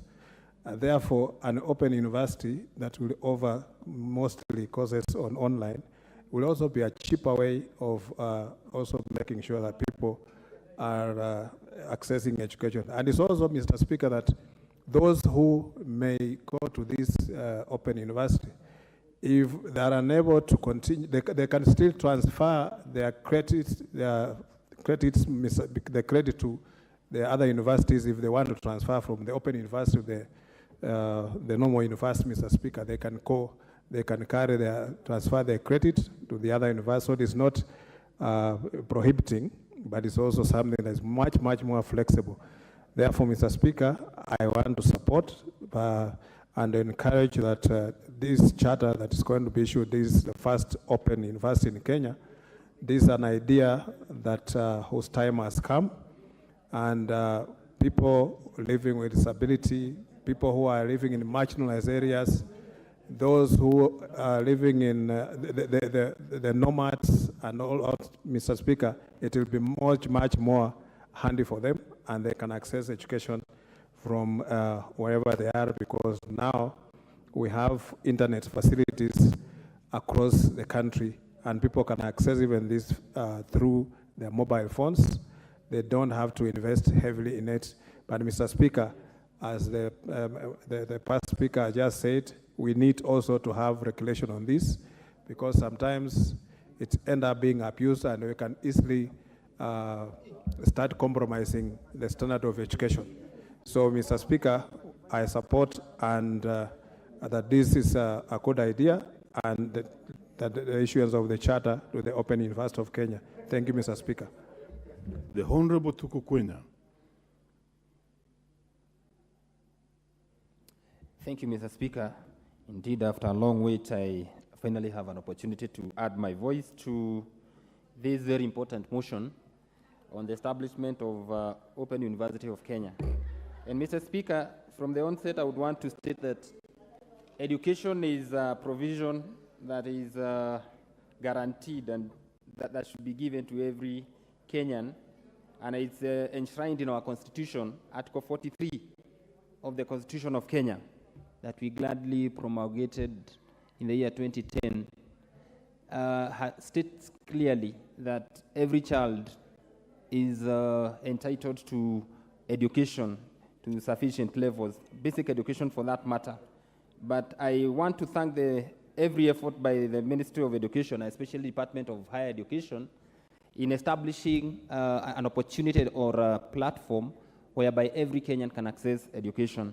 Because without it, then there are people who are limited to the extent and to which they would study, because our normal form of education is quite expensive, and especially when you get to the university level.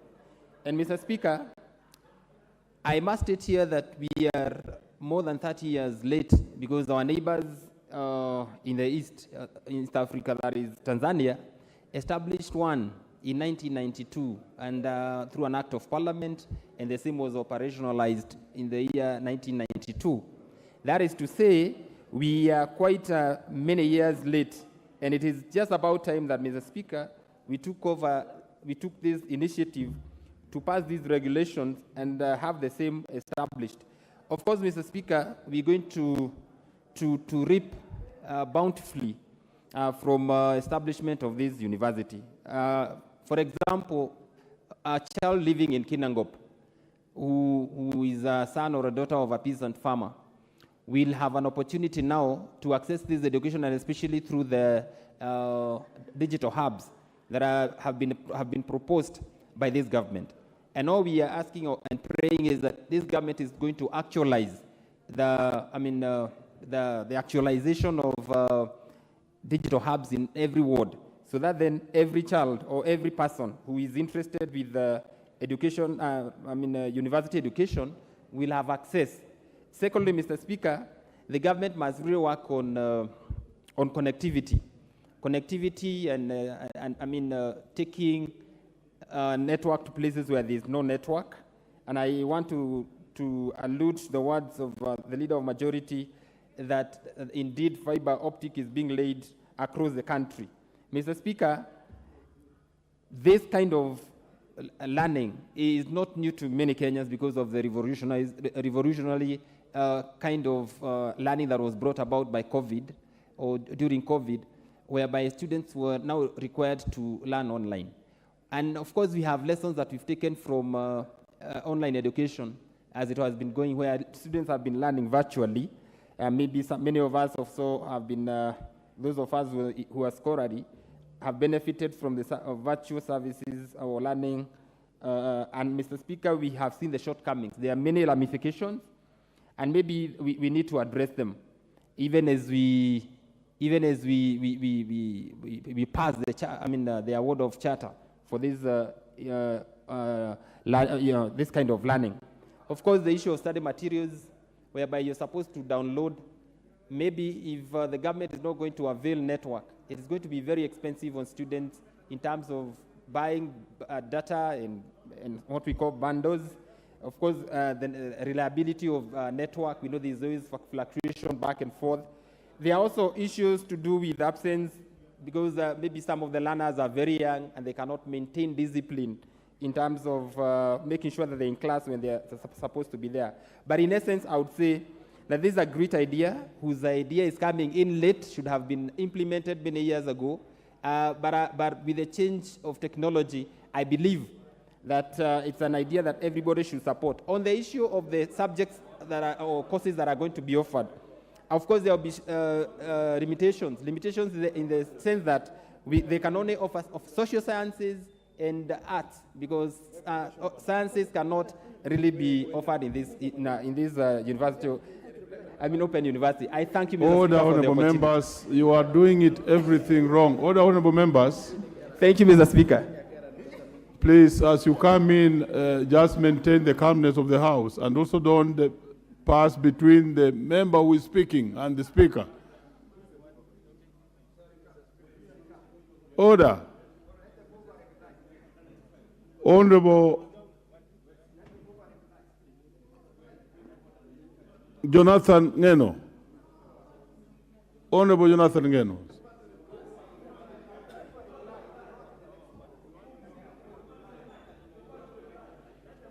Order, honourable members. If you have that demand, it must come from yourselves. You know the rules of the House. Proceed, honourable member. Thank you, Mr. Speaker, for allowing me also to weigh in on this particular motion. Mr. Speaker, a member is asking to call the mover, but Mr. Speaker, first we need to contribute, and then maybe the mover can be called later. Mr. Speaker, education everywhere has been noted to be the only equalizer that can make children from all divides have the same situation in their lives. Mr. Speaker, I think from yesterday and today, there has been a very deep discussion, especially on matters of education. And I think it is time, Mr. Speaker, because our education, I think we have never had an opportunity to review the kind of education system we have in our country. We have had to review the Constitution, we have had to review the governments, we have had to review so many things in our, even the agricultural systems and all that, Speaker. I think we need to have a serious conversation on education in this country, because it has proved to be the only system that is very consistent in uplifting the poor to be on the same level with the rich, It has proven to be the only system, Mr. Speaker, which has uplifted those who could not have managed to be where we are even today. So, Mr. Speaker, I think it is time we put a lot of attention to education so that the kind of education that is given to our children and grandchildren is that type of education that will make them, that will make it easier for them to access the opportunities in this country. So, Speaker, in my thinking, this matter of open university is long overdue because it has been practiced in many countries across the world. It is only that our country had not had the opportunity to relook into it so that it can allow the students who want to study through these programs to access the education. So, Speaker, this open learning is like the distant learning. It is the easiest way to access education. It is flexible. For those of us who may not have the opportunity to go to class, may not have the opportunity to access the kind of universities that we want, we can access through e-learning. Our children in the remote areas, even especially with the introduction of this bottom-up economic transformation agenda, where we are going to be having Wi-Fi installations in every village, every ward. Mr. Speaker, I believe this one will allow our students. Remember in this country, Mr. Speaker, students who finish university or even who finish Form 4, they stay in the villages for many years simply because maybe they do not have fees, others because they cannot access the universities of their choices, others who have also finished the university and maybe want to proceed with masters and PhD cannot do that because of the impediments of the situations that they face. With the introduction of all these Wi-Fis in the villages, our students who finished universities can proceed to study masters while they are still tammacking in their villages without necessarily going to university. So, Mr. Speaker, I believe this is very handy. Mr. Speaker, it will also be easier to access the kind of courses you want to access without much hassle. Mr. Speaker, it also promotes, especially, Mr. Speaker, initially when we had the Jubilee government, when it came to power in 2013, they had introduced the laptops to class 1s. Mr. Speaker, that was a very good idea. It's only that nobody wanted to redo it. Maybe they did what they did and got what they wanted and abandoned the idea. But Mr. Speaker, if that system was to be promoted right from that ground level up to now, Mr. Speaker, accessing this e-learning would have been much, much easier. So, Mr. Speaker, I wish to support and I wish to say that our country is moving in the digital arena.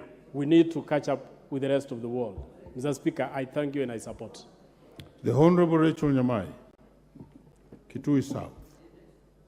Thank you very much, Honorable Speaker, for giving me this opportunity to support this important report by the Committee on Delegated Legislation, which is establishing a charter for Kenya Open University. Honorable Speaker, I'm very excited to talk about this because in 1998, when I was a young student, is the first time I heard of Open University. And I think it's long overdue. Honorable Speaker, I have looked at this document and I've listened to the mover of the motion and also the seconder, and I was very interested by the courses, and I would like to draw the attention of members to page 3 of this report, where the committee has identified, as per their discussions with the Ministry of Education and maybe the proponents of the university, the courses that they are going to start. Bachelor of Data Science, which is extremely important, Honorable Speaker. Our students are spending a lot of money. I think, Honorable Speaker, what is close to data science at the moment are the IT courses that are being offered by Strathmore University. So this is a very welcome move. Honorable Speaker, Bachelor of Science in Cyber Security. Honorable Speaker, as you may be aware, someone can call you today using a number that is familiar to you and maybe saved on your phone, speak using artificial intelligence in a voice that resembles the voice that you are aware of, and you can give information that can cause you lose money or lose valuables, Honorable Speaker. So these are courses that we need currently. Bachelor of Technical Education, Bachelor of Entrepreneurship, Bachelor of Economics and Statistics, and Bachelor of Agri-Technical and Food Systems is extremely important. Honorable Speaker, I would like to request the committee and also the Education Committee whether they can also go further and ask this Open University to go beyond these courses that they have identified and go for a degree which is extremely important in the world today, called Bachelor of Health Promotion and Bachelor of Education through Health Promotion, participatory health promotion, Honorable Speaker. Honorable Speaker, doctors have just realized that... Order. Order, Honorable Member was just moved in. Go back and follow the rules of this House properly. You can't crisscross. Go back, please. Completely prejudicing the House. Thank you. Proceed. Honorable Speaker, I was just saying that one of the extremely important courses is a course on health promotion. And I was just saying that doctors have realized that treatment of diseases is not the most important in our health. And I'm very happy that the President, Dr. Samoei Ruto, has just realized that health promotion is extremely important and ordered the Ministry of Education not only to focus on curative health, but also focus on preventive health. That is why I'm saying that health education, health promotion must be taken seriously. And Mr. Speaker, this Education Committee can also reach out to the best universities of the world, which are Manchester University, University of Florida, University of Liverpool, Boston University, Columbia University, the University of Pretoria, and the University of Southern Queensland, Honorable Speaker. And Honorable Speaker, when it comes to health promotion, reach to the best professors, like the professor who taught me health promotion, Honorable Speaker. Honorable Speaker, I would like to mention his name here, Biane Brun Jensen, Professor, Professor Jens Sagard, Professor Venka Simovska, and a professor in Australia who is called Professor Adrian Banman. Honorable Speaker, I'm saying this because this is a course that was started in this country. It is flourishing in other universities through Open University, and we have not been able to embrace it. So I hope that this House will take it seriously, that we need to embrace participatory health promotion. And the best way to do it is through this Open University, which will be based in Konza. As I finish, I'm excited about Konza, Honorable Speaker. And I hope that having this Open University here will also be linked to tourism. Thank you, Speaker. Very well. The Honorable Irene Mayaka.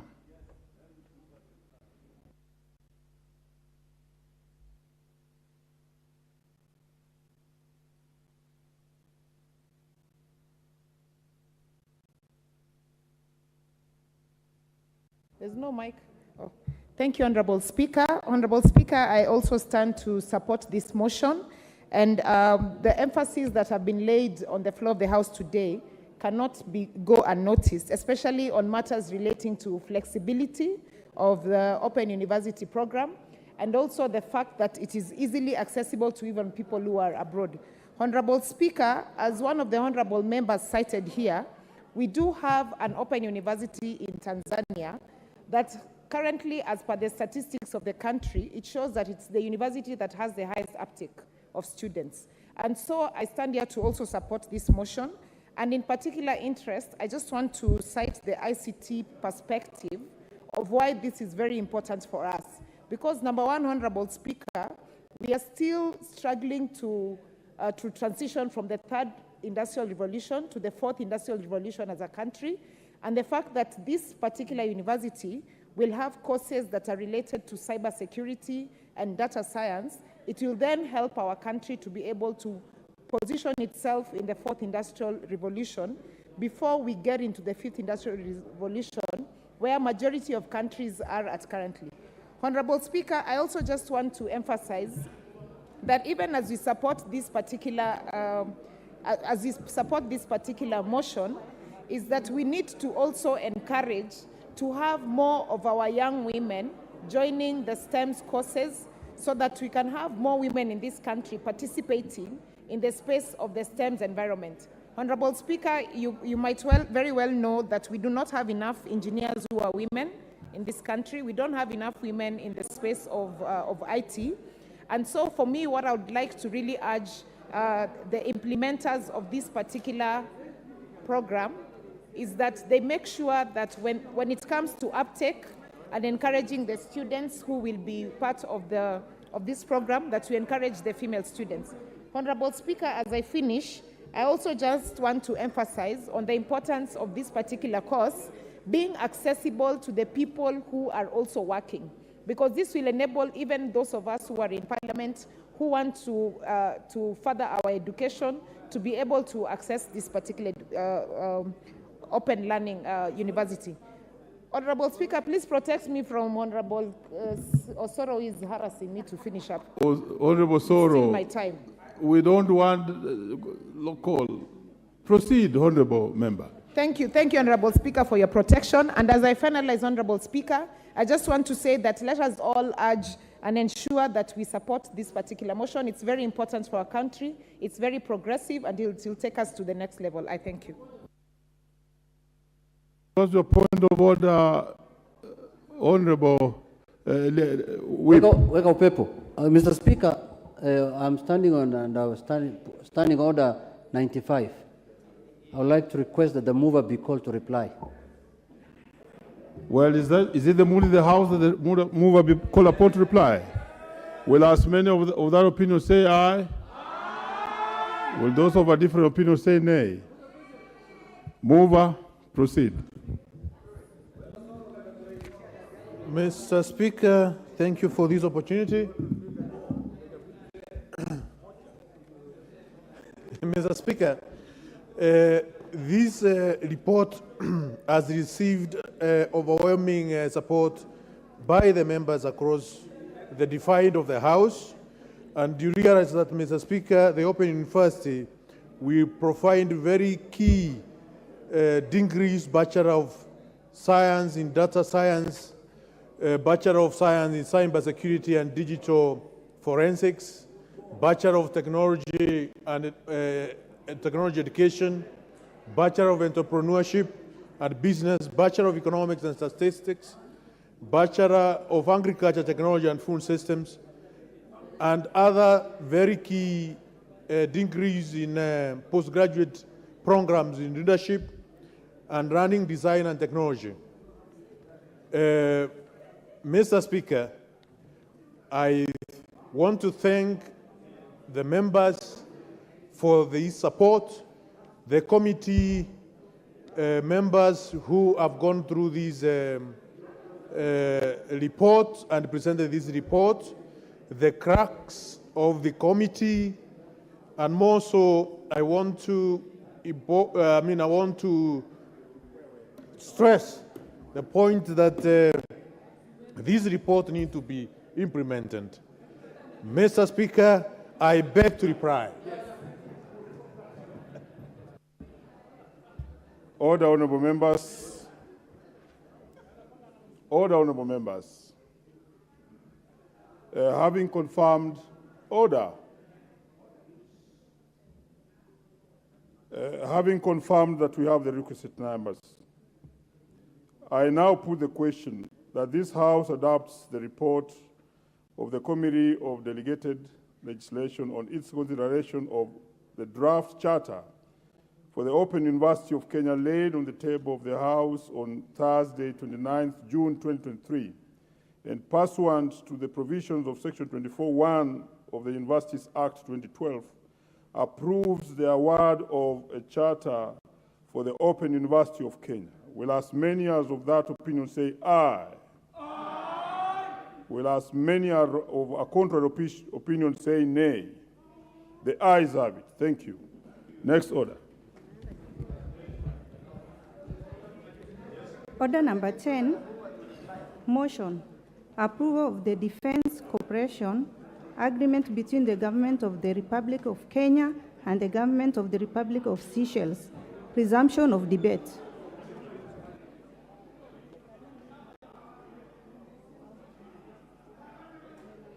Did we have any member who was on the floor? There was no one on the floor, and therefore we shall proceed with those who have keyed in. And the next to speak on this is Honorable Paul Biego Chesumei. Paul Biego, Honorable Member for Chesumei. Mr. Speaker, sir, thank you so much for giving me this opportunity. Mr. Speaker, sir, what I had wanted to speak about was education, so I beg to give to the next. Very well. The Honorable John Kiragu, Honorable Member for Limuru.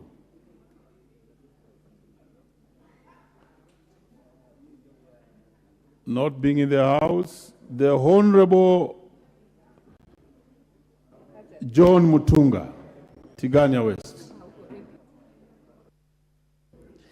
Thank you, Honorable Speaker. Honorable Speaker, this motion was there last week and we tried to speak to it, but the time was lapsed before. Honorable Speaker. Order, Honorable Mutunga. May I bring the members to speed that we are now on a motion of approval of Defense Cooperation Agreement between the Kenyan government, the government of Kenya. Let me take it again. Approval of a Defense Cooperation Agreement between the government of the Republic of Kenya and the government of the Republic of Seychelles. You may proceed. Thank you, Honorable Speaker. Honorable Speaker, this collaboration is important to both the republics, the Seychelles Republic and the Republic of Kenya, because training together for such a force is important. Honorable Speaker, to help them to share experiences, to help them to develop their skills better than when they are doing it on their own. On the other hand, Honorable Speaker, when it comes to issues of discipline, we are witnessing in this country that there are many other countries from all over the world who would like to train in Kenya. We have European Union, some European Union countries, and UK soldiers training in Nanyuki and other parts of this country. And we have observed some cases of indiscipline within the disciplined forces. Honorable Speaker, as this is ratified, we need as a country to caution that interactions with the community need to be curtailed so that people are given their respect and their dignity prevails. Honorable Speaker, when you look at Seychelles, Seychelles and Kenya shares a coastline, they share a border. We therefore have an opportunity for an enlarged seashore where they can train. There is an enlarged body of water. Honorable Speaker, especially for our Navy, the two navies, the Kenyan Navy and the Navy from Seychelles, they will have a great opportunity to practice together. They will have a great opportunity to have joint trials and joint vessel testing in the waters, because we have an enlarged and longer, coastline. Honorable Speaker, training together again brings in issues of faster skill development and challenges. We will have our soldiers challenged, and those of the Seychelles also, challenging our soldiers and us challenging them. And in this particular respect, they will be able to we will get better material and better, soldiers at the end of the day. Honorable Speaker, when it comes to the two countries, the soldiers come from different, or rather the military personnel have come from different environments. They'll be able to share experiences from where they come. They'll build their capacities in view of those experiences, and you'll have a more rounded, people at the end of the day. Honorable Speaker, I support this particular collaboration. Thank you. Yes, next to speak on this.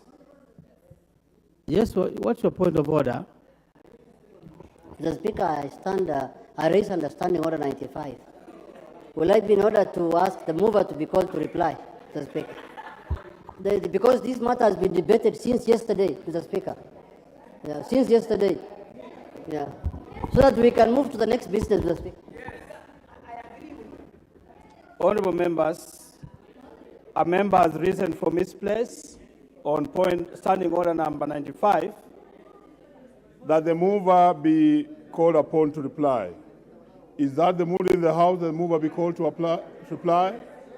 Will as many as of that opinion say aye? Aye. Will as those of a contrary opinion say nay? Mover proceed to reply.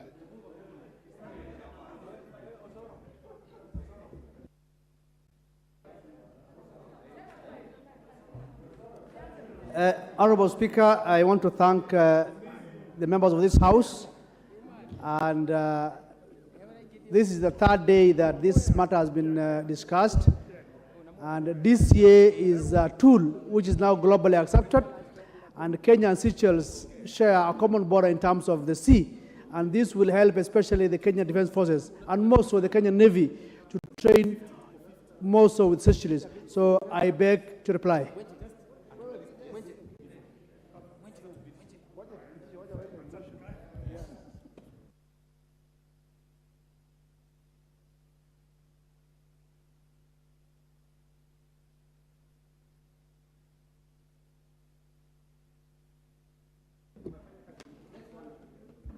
Honorable members, having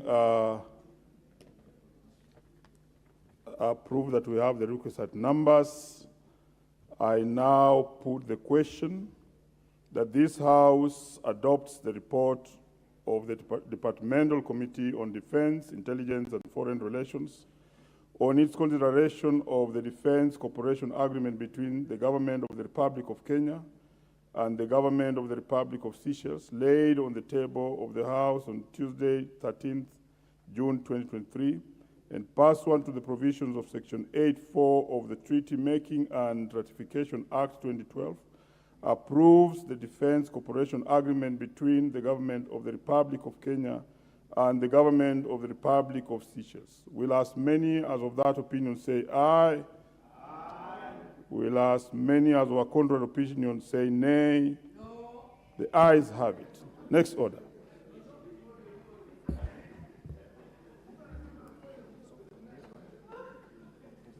Order number 11, motion.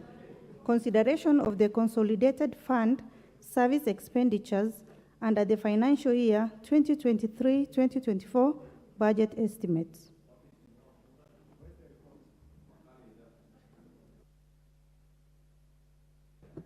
Mover.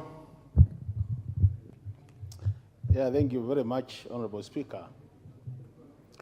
Honorable Speaker, I beg to move that this House adopts the report of the Public Debt and Privatization Committee on its consideration of the Consolidated Fund Services Expenditures under the financial year 2023-2024 budget estimates, laid on the table of the House on Wednesday, 21st June 2023, Honorable Speaker. Honorable Speaker, before I get to the main text of the report, allow me, Honorable Speaker, to begin by thanking members of the Public Debt and Privatization Committee for working tirelessly to ensure that this comprehensive report is tabled in this House. Honorable Speaker, I also want to extend our gratitude as a committee to the National Treasury, the Office of the Controller of Budget, the Office of the Auditor General, and the Central Bank of Kenya for providing critical information in the process of reviewing the SFS expenditures, Honorable Speaker. The Controller of Budget and the Office of the Auditor General, Honorable Speaker, have over time proven to be very critical in promoting accountability and transparency in relation to the CFS expenditures, and have highlighted gaps which the committee is oversighting, Honorable Speaker. Honorable Speaker, it is important to remind members of this House that the Consolidated Fund Services, normally abbreviated as CFS, are excluded from the Appropriations Act pursuant to the Article 221 of the Constitution, Section 7 of our Constitution. This is because, Honorable Speaker, they are a direct charge to the Consolidated Fund and thus do not require appropriation. This seems to be an unfamiliar aspect of expenditure in that expenditures can be undertaken without appropriation by the House, Honorable Speaker. Honorable Speaker, what we are saying in brief is that the SFS expenditures, unlike the other expenditures which we appropriate as a House, are never appropriated by this House. And so they just get they are direct charge to the Consolidated Fund. Honorable Speaker, for the benefit of members, the SFS expenditures comprise of the following expenditures.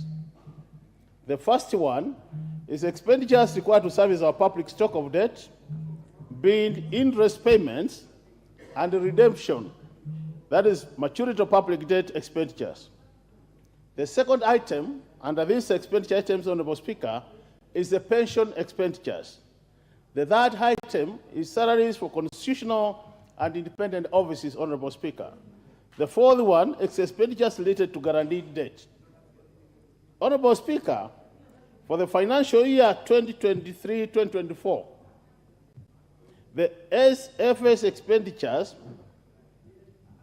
are the largest in terms of percentage, Honorable Speaker, at a value of 1.84 billion, Honorable Speaker, larger than the recurrent expenditures of the current government, which amount to 1.56 trillion, Honorable Speaker, and development expenditure, which is worthy Kenya shillings 807.64 billion, as approved by this House. Honorable Speaker, if you look at this figure of 1.84 trillion as the SFS expenditures, Honorable Speaker, it's about 70% of the projected revenue to be collected for the year 2023-24.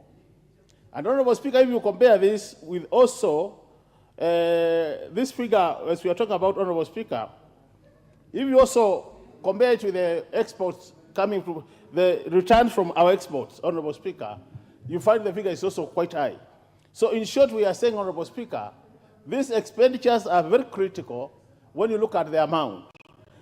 Unfortunately, Honorable Speaker, we have realized that this House, when you look at our standing orders, they are not very clear in terms of how do we address these expenditures, Honorable Speaker.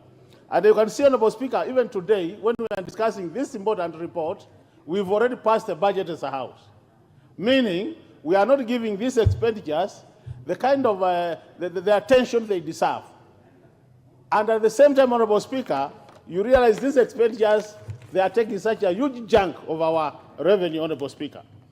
Honorable Speaker, in the financial year 2023-24, SFS expenditures are projected to amount to the figure I've mentioned, that is 1.4 trillion.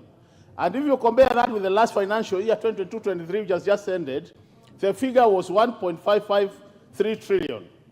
This is an increase of Kenya shillings to 83.4 billion in this year. And because they are direct charge to the Consolidated Fund, they will constrain our fiscal space, Honorable Speaker, by reducing the amount of resources available to finance other critical expenditures in the country. Over the medium term, Honorable Speaker, the SFS expenditures are projected to hit a figure of Kenya shillings 2.2 trillion. That will be by June 2027, Honorable Speaker. The increase, Honorable Speaker, is largely driven by expenditures required to service the growing public debt stock, which amounted to Kenya shillings 9.6 trillion as at April 2023, Honorable Speaker. Debt servicing expenditures, Honorable Speaker, on average, account for about 88% of the total SFS expenditures. What we are saying, Honorable Speaker, is if you take the totality of how much we are spending on these SFS expenditures, 88% of that goes to debt servicing, Honorable Speaker. Honorable Speaker, in this regard, in the year 2023-2024, public debt service expenditure is estimated to amount to 1.625 trillion.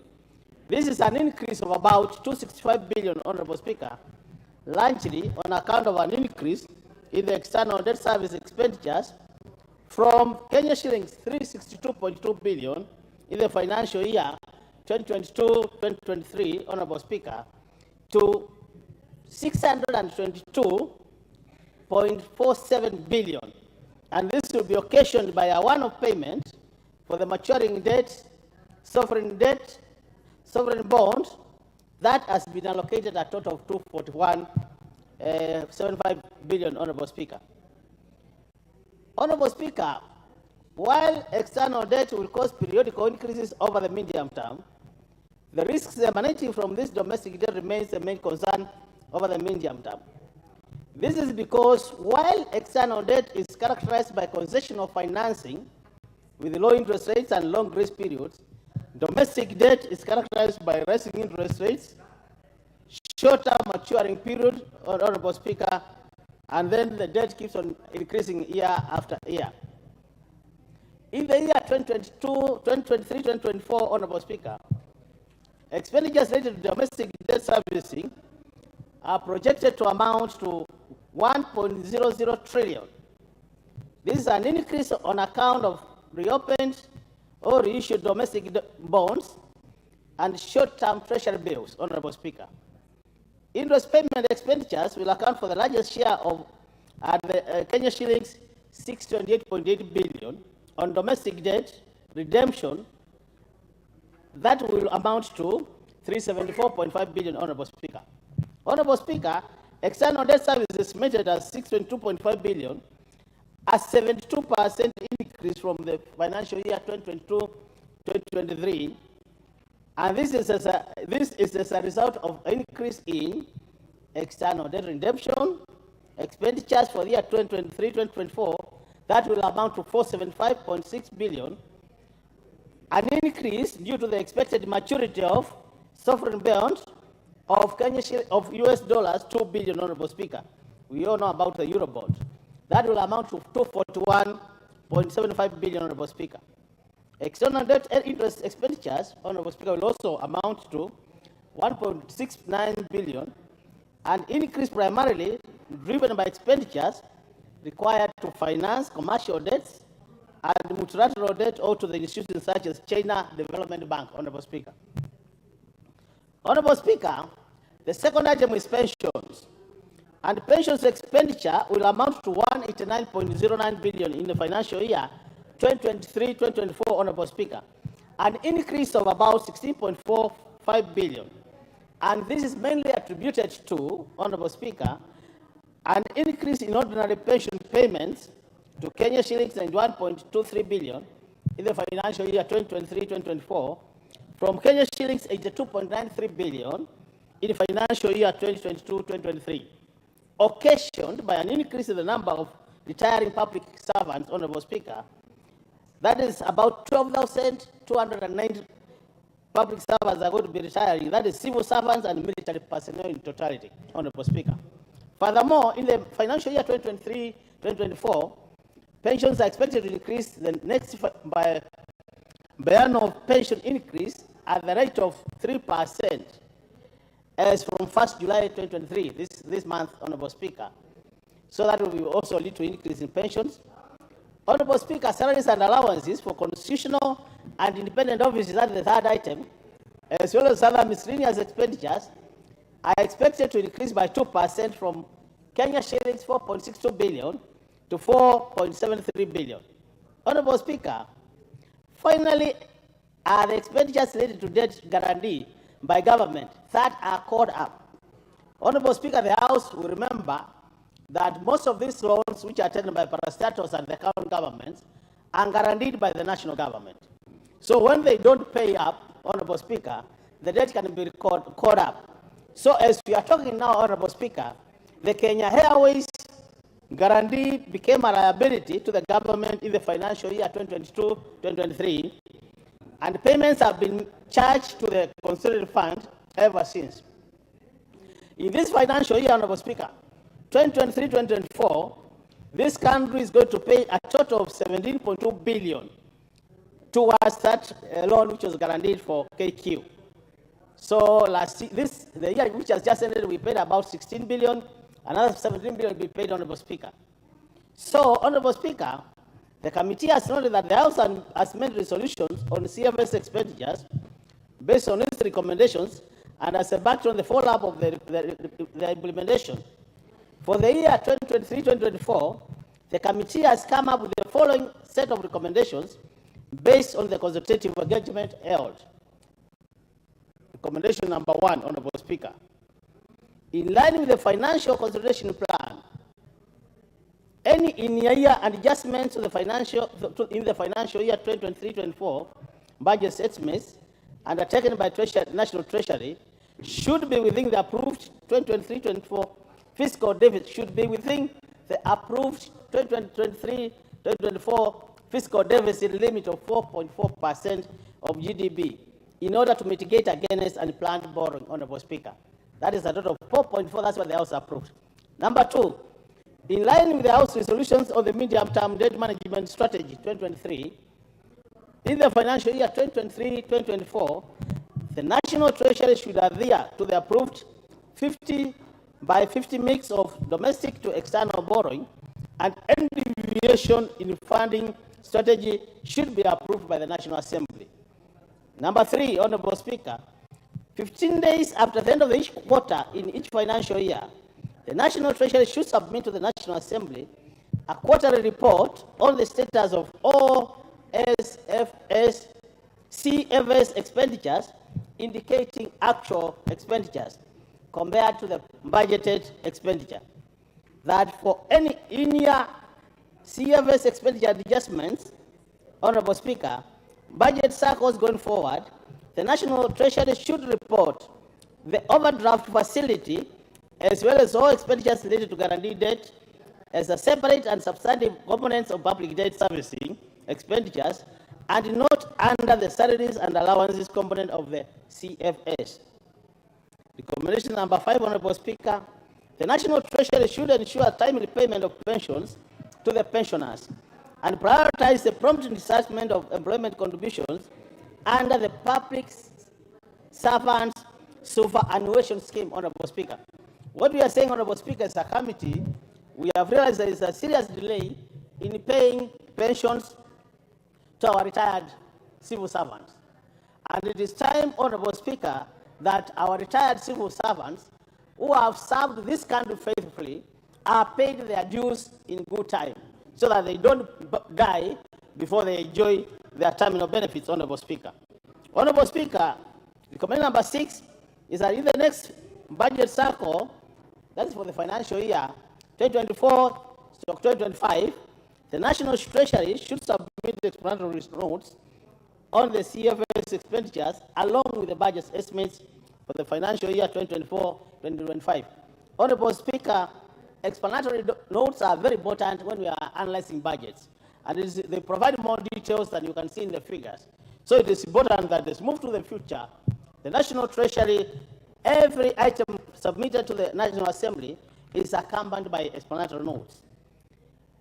Recommendation number 7, Honorable Speaker, that by that 1st December 2023, this year, the Office of the Auditor General should undertake a special audit on pensions relating to pensioners paid through the Crown Agents, Honorable Speaker, bank in the UK, and submit a report to the National Assembly within the stipulated time frame.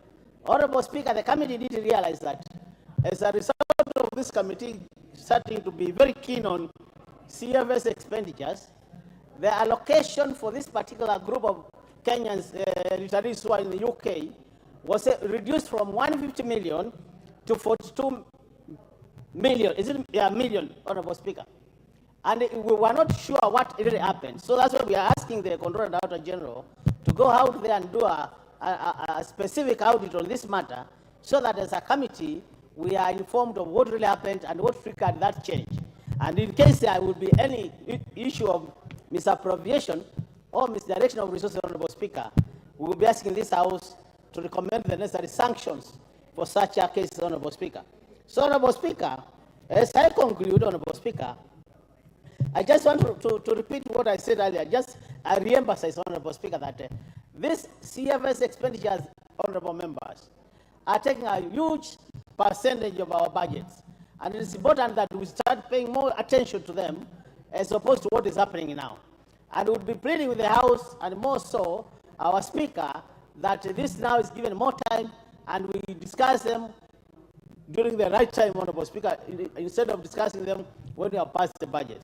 So with those many remarks, Honorable Speaker, I want to take this opportunity now. I beg to move this motion and call upon one of my very active members, Honorable Speaker, very serious legislator, a first-time legislator, but very serious. And I must thank the people of Wajir East for electing him as their representative, Honorable Aden Dawuti, to second this motion. Thank you, Honorable Speaker. Honorable Dawood. Thank you, Mr. Speaker, and I thank my chair for recognizing me and allowing me to second this very important motion. Honorable Speaker, I beg to second. I will start with the alarm bells that our chair has just rung. This financial year of 2023-2024, the CFS expenditure will be at 1.84 trillion. Honorable Speaker, will you ask the members who are consulting loudly to proceed? The members are not that loud. Just proceed. Order members. Honorable Junet and team. Yeah. Honorable Junet. Thank you. Thank you. Proceed. Thank you, Mr. Speaker. Let me start with saying that the alarm bells that has just been rung by our chair regarding the CFX expenditures. It is important for this House to note that in the year 2023-2024, the CFX expenditure, the CFS, the Consolidated Fund Services expenditure, will be 1.84 trillion. That is a huge number. That is about 51% of our national budget. That figure, Honorable Speaker, does not come through this House. I remember in the last few weeks, we have been staying here overnight, every night until midnight, just to argue about $200 billion that was addition to the finance bill. But here we are, very lackluster, and we are not even minding an expenditure of 1.84 trillion. Mr. Speaker, Honorable Speaker, by the year 2027, as was already said, this figure will balloon to 2.2 trillion. Unless this House does something, unless this country does something about this, about that kind of expenditure, then we are going into a financial mayhem. I suggest that we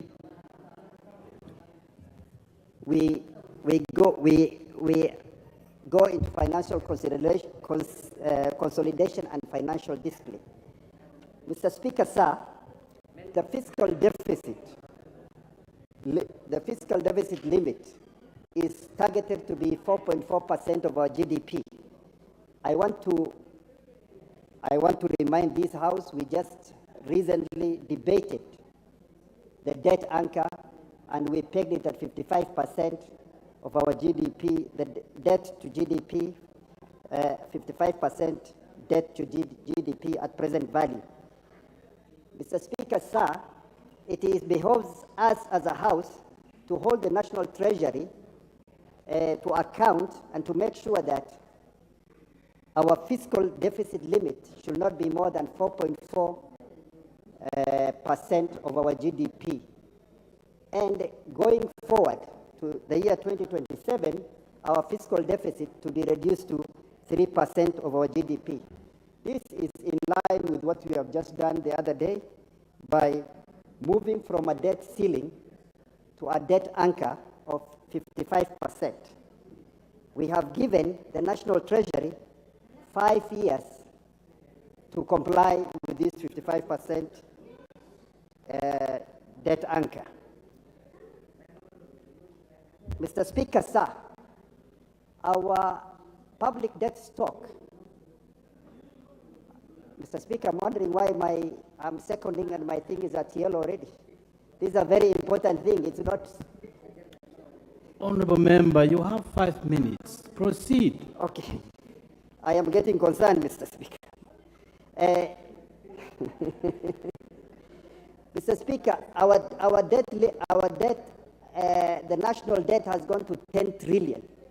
Out of that 10 trillion, Mr. Speaker, it is very important that this House finds out the intergenerational equity of these loans that we are taking.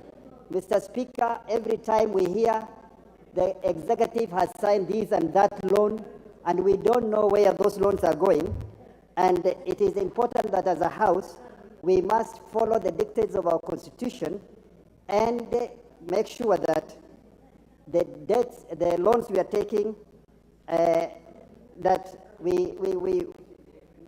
both intergenerational equity and geographical equity is followed.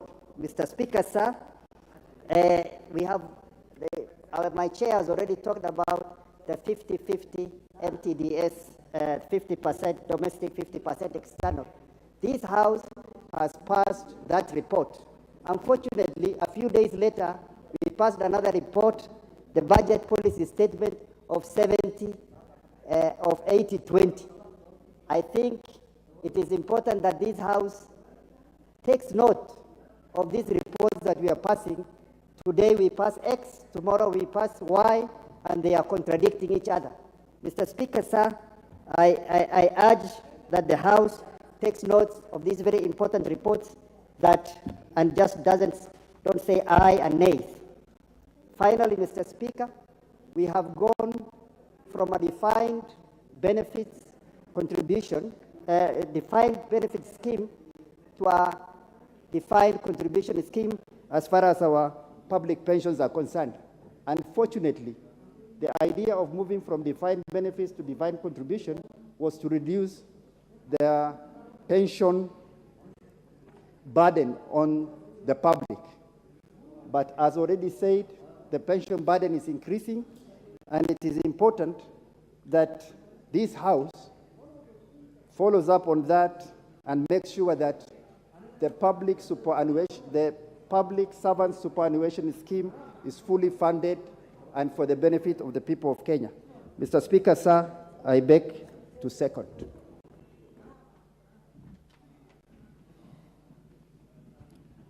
Very well. Honorable members, I now propose the question that this House adopts the report of the Public Debt and Privatization Committee on its consideration of the Consolidated Fund Service expenditures under the financial year 2023-2024 budget estimates laid on the table of the House on Wednesday, 21st June 2023.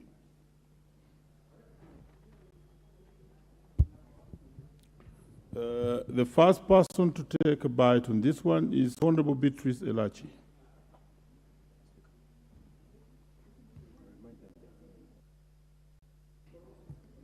Thank you.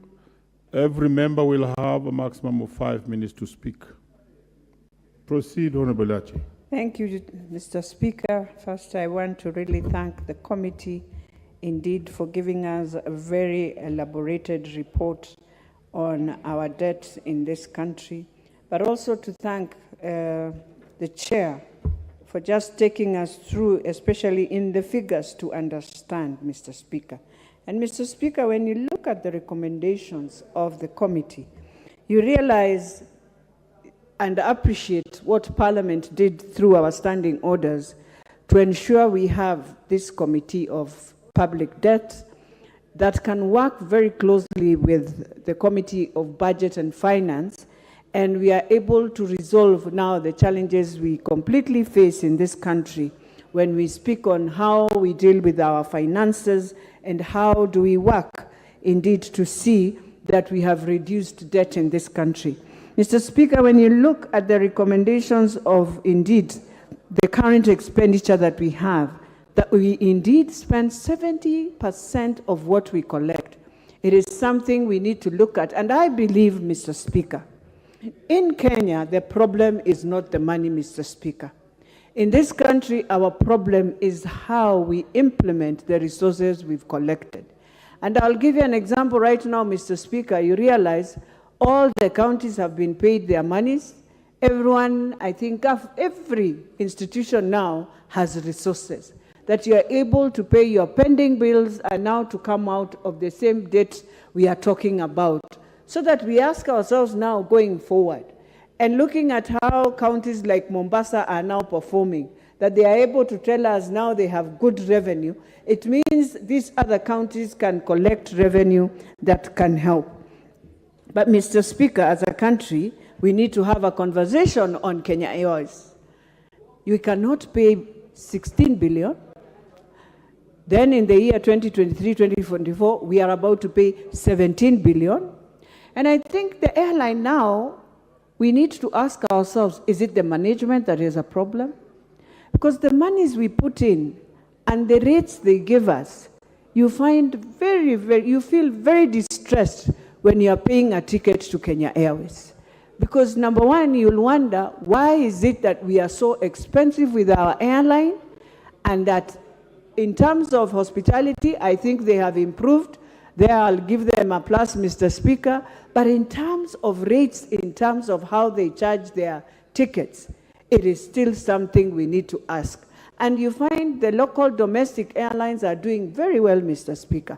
So it is something, even as we give in the money, it is time now Treasury should bring out and tell us, government shares are this, the other shares are this, and who are these others that this airline cannot awaken itself the way Ethiopian and all these airlines are performing in our country, Mr. Speaker.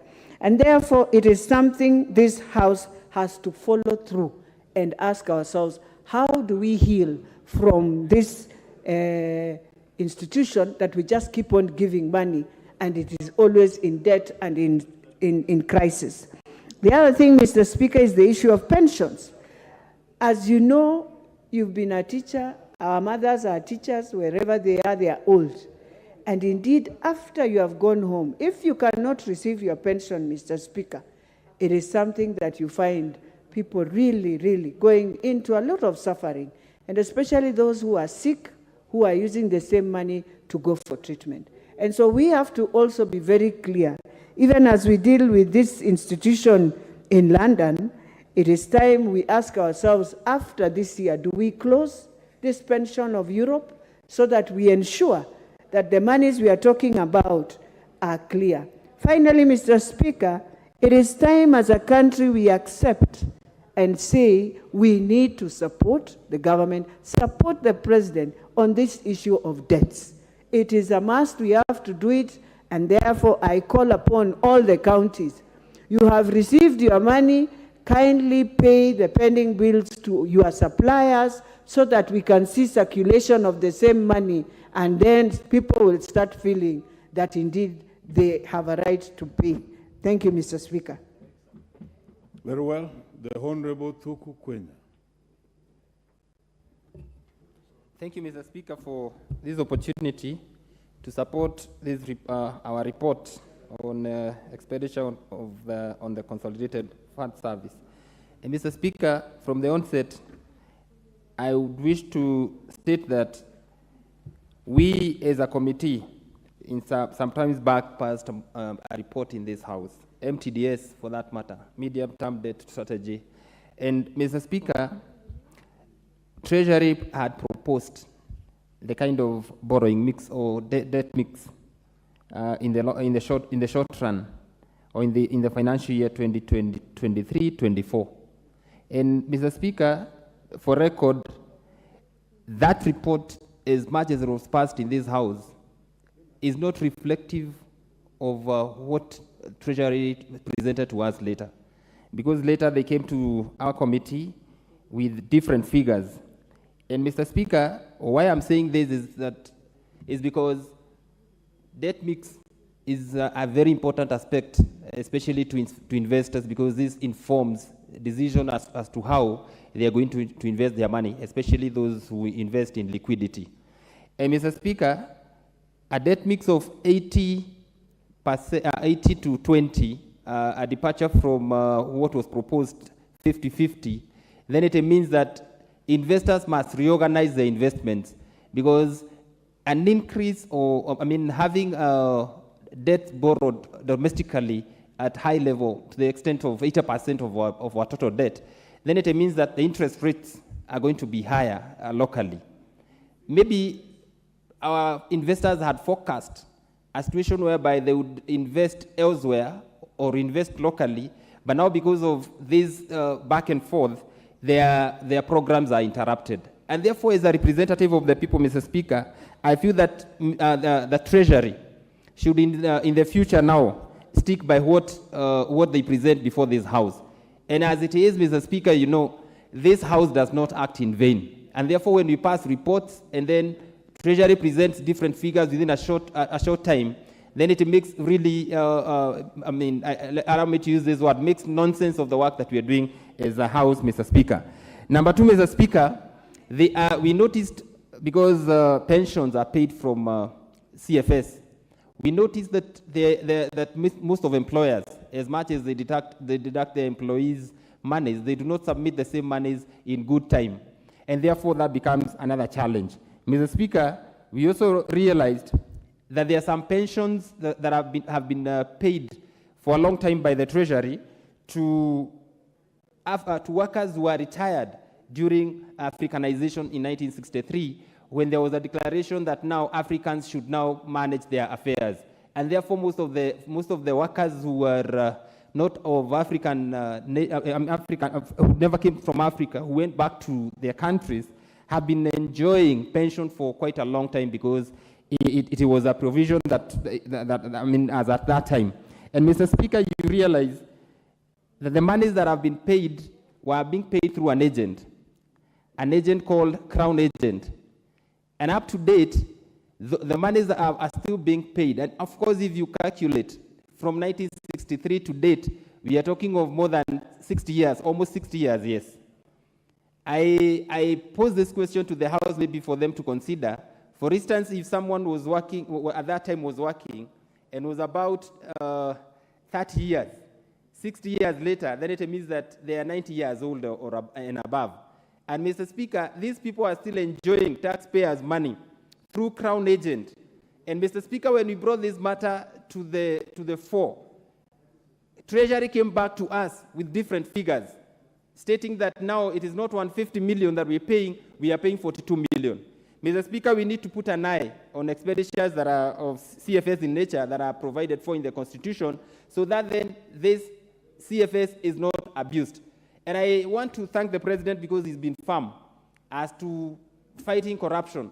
Because if, honestly, we are to interrogate this matter, then we can see how much money we are losing. But in essence, having said that, Mr. Speaker, I wish to support this report and state that, Mr. Speaker, we need to put some weight and allow us as members to ventilate on reports like this when they are tabled in the House, even for purposes of record, because this is a House of record. Thank you, Mr. Speaker.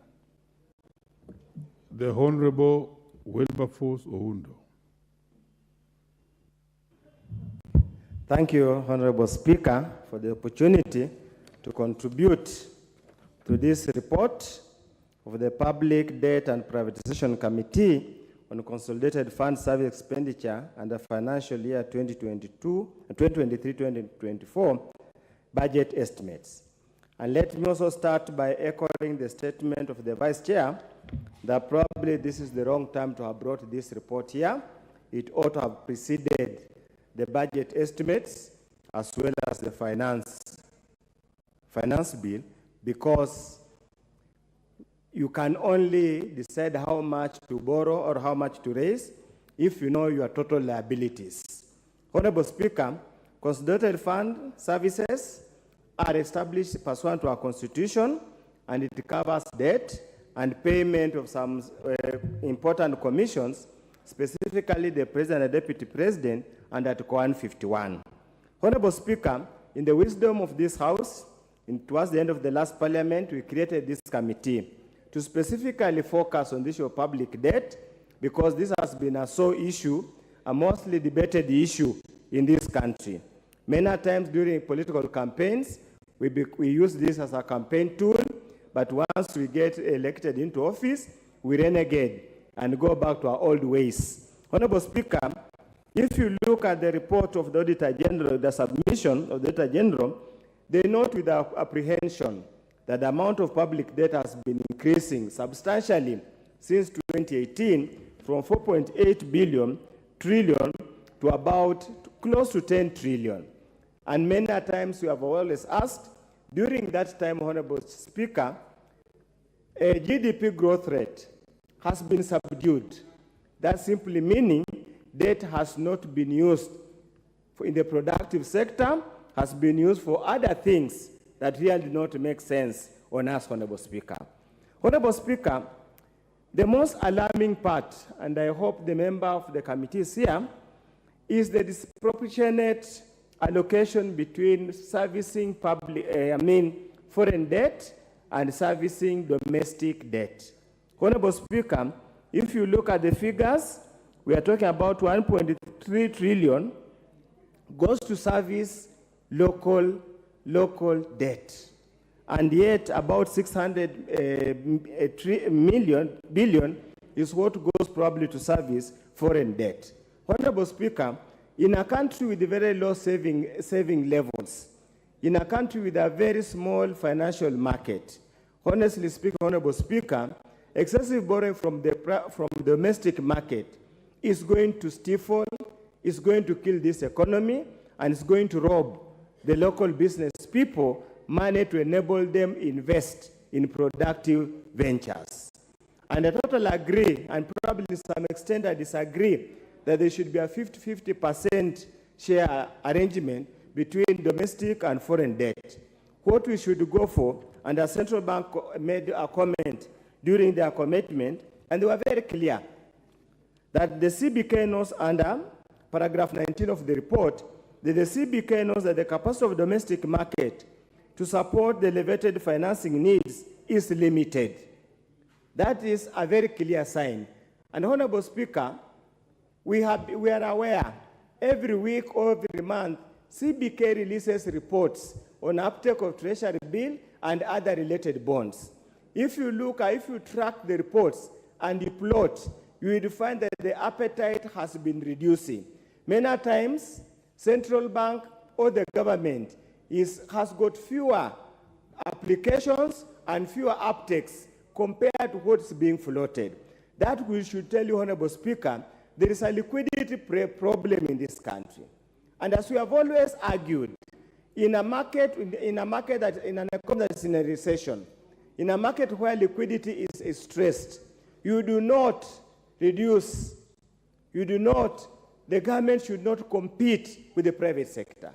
Because the government, being a sovereign, is a less risk lender or a risk borrower compared to a normal business. So in that event, Honorable Speaker, this economy will continue to struggle simply because those people who are in charge of making these decisions have simply forgotten the basic economic theories, basic macroeconomic theories that we are normally taught in first year in any reasonable university, especially a reasonable university like the University of Nairobi.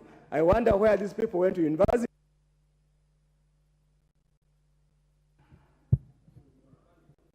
Well spoken, except for your last remarks on universities. All these universities are great universities training our students. Now, the next to speak on this is the Honorable KJ. I saw your name here. Did you want to speak on this? Then let's have the Honorable Silvanus Osoro. You have keyed in. Proceed and speak on this. And economists have not seen yourself key in, and you keep.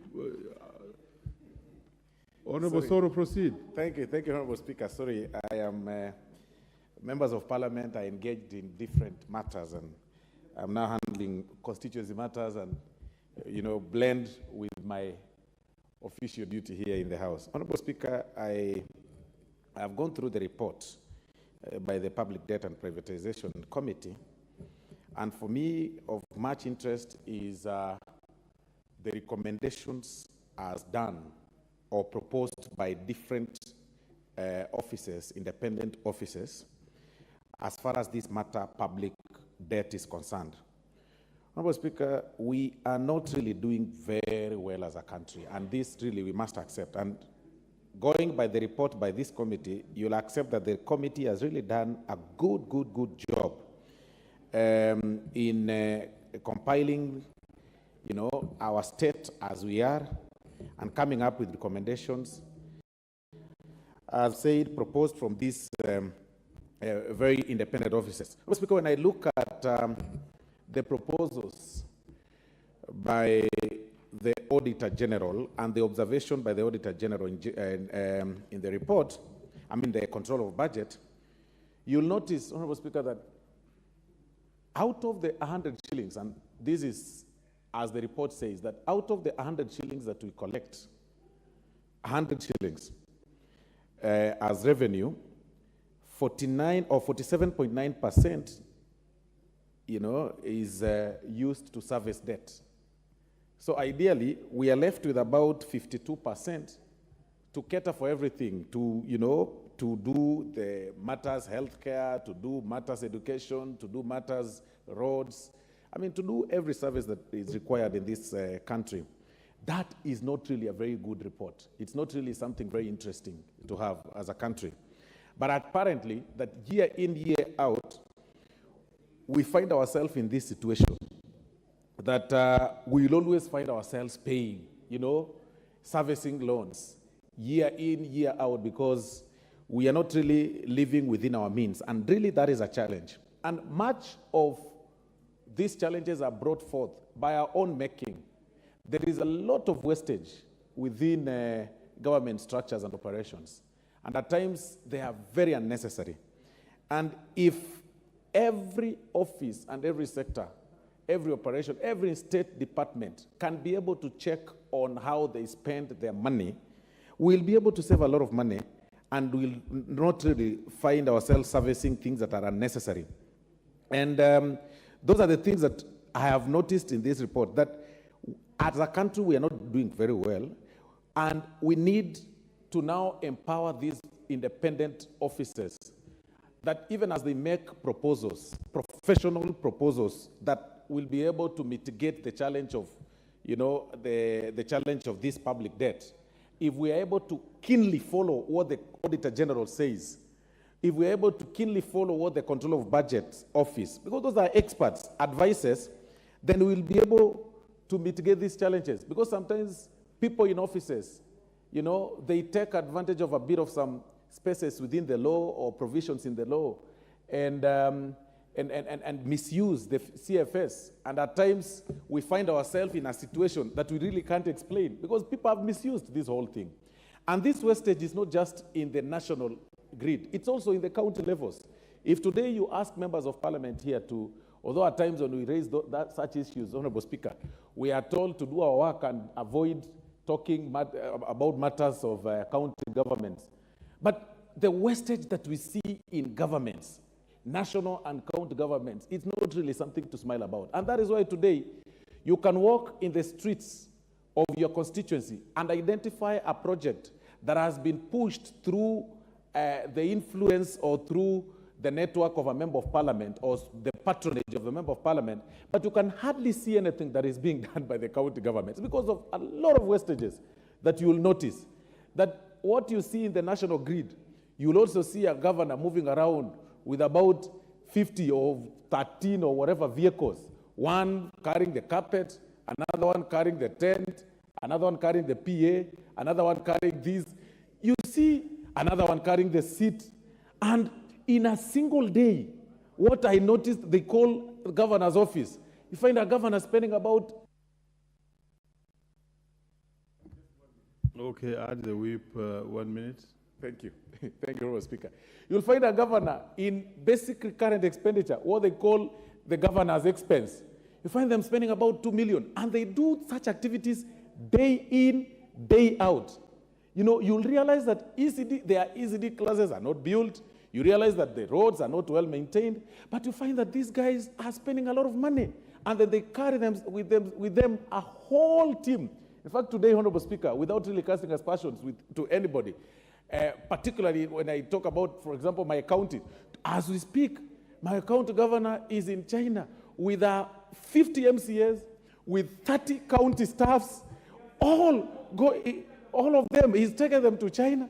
All of them, you know, they are going there to benchmark on how to plant bananas. But Kisii is a hub of bananas. They are spending, when I was going through through that vote in the county government, they spent a whooping 300 million just to go there and see how bananas are being planted in China. It is shocking. I mean, that is the situation we are in. But you'll see them here saying, county governments have not been given money. Honorable Soro, don't discuss a person who's not in the House, but proceed. Okay. You will see them. I'm talking about oversight, Honorable Speaker. You will realize the county governments here, you will hear them every time saying, we are not adequately funded, we've not been given money, national government has refused to give us money. Immediately that money hits the account, it is spent in unnecessary trips, spent in unnecessary expenses, you know, like moving around with motorcades and such like that, sirens disturbing people in small towns.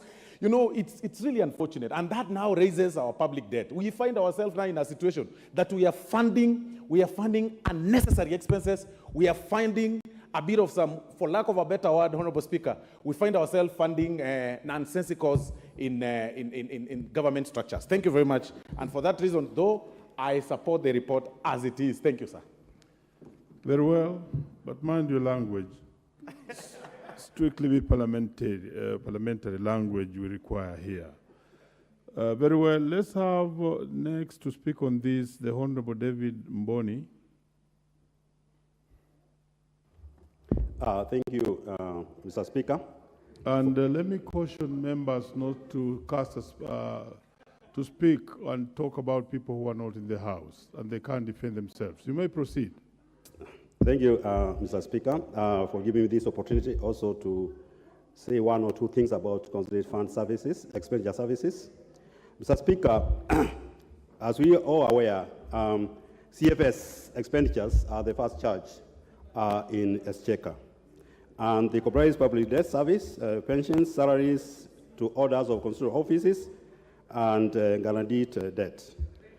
Mr. Speaker, this report is one of the best reports I've ever come across because it gives us our fiscal situation in the country. And when you look at the fiscal situation, it's really very worrying. Because if you look at the public debt, for example, servicing, out of the 3.6 trillion budget, public service debt is taking 1.6 trillion, which is almost 40% of our budget.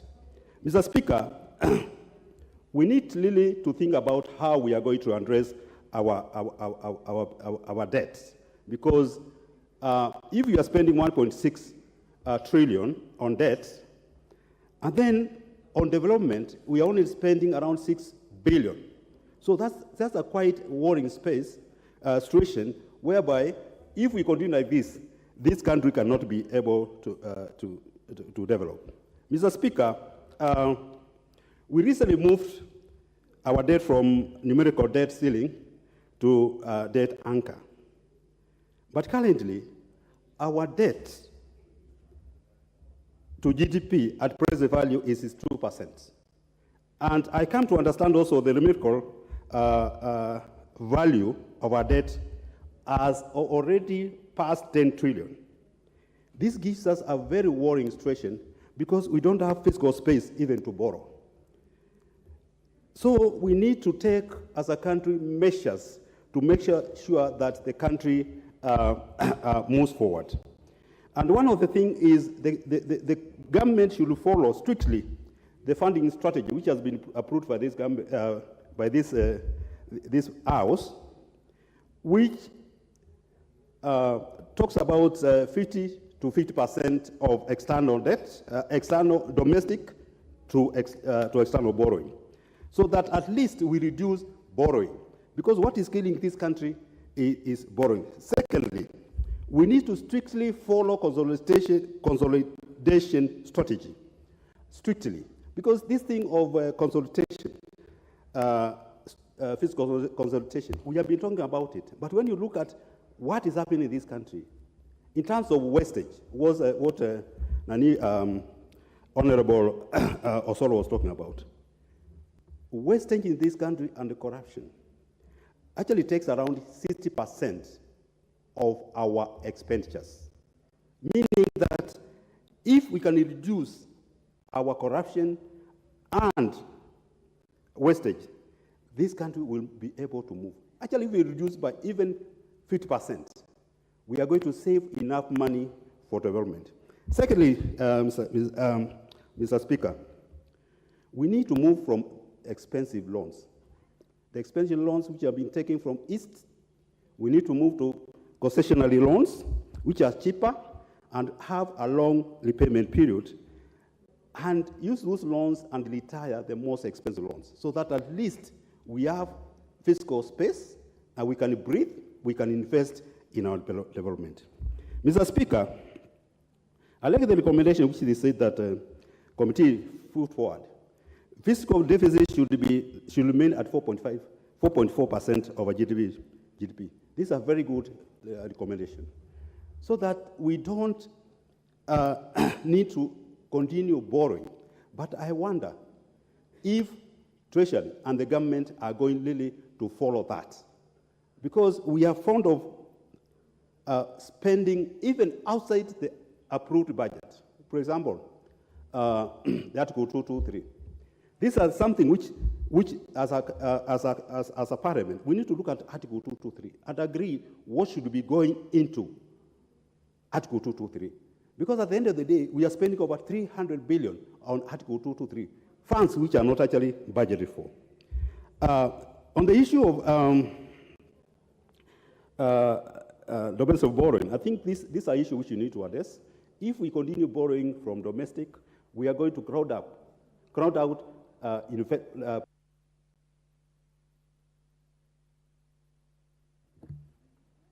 Well spoken. Next to speak on this is Honorable Ridikiri Mugambi. Thank you, Mr. Speaker, for this opportunity. First, I want to thank the committee led by my friend, Dr. Makali. Indeed, this committee has already indicated to us that they are ready to support the government in putting up the right structures in place to ensure that there is prudent management of finance resources that we have. Mr. Speaker, I've listened keenly to the recommendations that they have given. The only thing is that they should have presented a roadmap before even we entered the budget-making process, because I think they would have clearly spoken to us in this House on the expectations and how they expect in terms of financial resource management, particularly under consolidated fund services. However, they have brought it very clearly that there are certain things that the government need to do. And that's one of the reasons as to where I've listened to support this, this report. Mr. Speaker, we are all speaking on scarcity of finances in this country. So when we see wasted, channeling resources on the long usage, channeling resources in sectors or institutions that we know they have a chronic behavior of failure, I think we'll not be doing good as a country. And I'm picking this, Mr. Chairman, Mr. Speaker, on this chronic support of KQ, where we have never gotten an answer as to why they are poorly performing. But let me say, I had the privilege of being in the Transport Committee in the last Parliament before we are checked out. My last engagement with KQ is during the PIIP proposal. Mr. Chairman, the problem of KQ and the bailout year in, year out, and we have other few institutions we can quote, including Mumias. But at least it's better Mumias because you can see they are producing something. But KQ management, I've never been able to come out and say this is what is eating KQ. I know the pilots of Kenya presented a proposal on how they see. And I saw a few days ago, Mr. Speaker, the same KQ saying they are adopting this proposal. How I wish that they can realize for all this time the problem of performance of KQ is related to management managing the resources of KQ. The other thing, Mr. Speaker, is the issue of pensions. I want to thank this committee because we are brothers and sisters out there who have performed and worked for this country for many years. You have put your 50 years of service to this nation. But it takes you another 20 years to get your small pension when you retire. Mr. Speaker, I think this committee, I will ask them to continue pressurizing until they put the right systems in place. And we have to say a certain amount must be set aside and it must be executed and given out clearly during the financial year. The other factor, Mr. Speaker, is this issue of Treasury and National Assembly working differently. That's a very serious assumption. And I think we cannot lead this country like that. When one arm of the government is saying this, the other one is saying this, and we are expecting to really continue. I am part of the government, but really for Treasury to continue giving out different figures from the national world.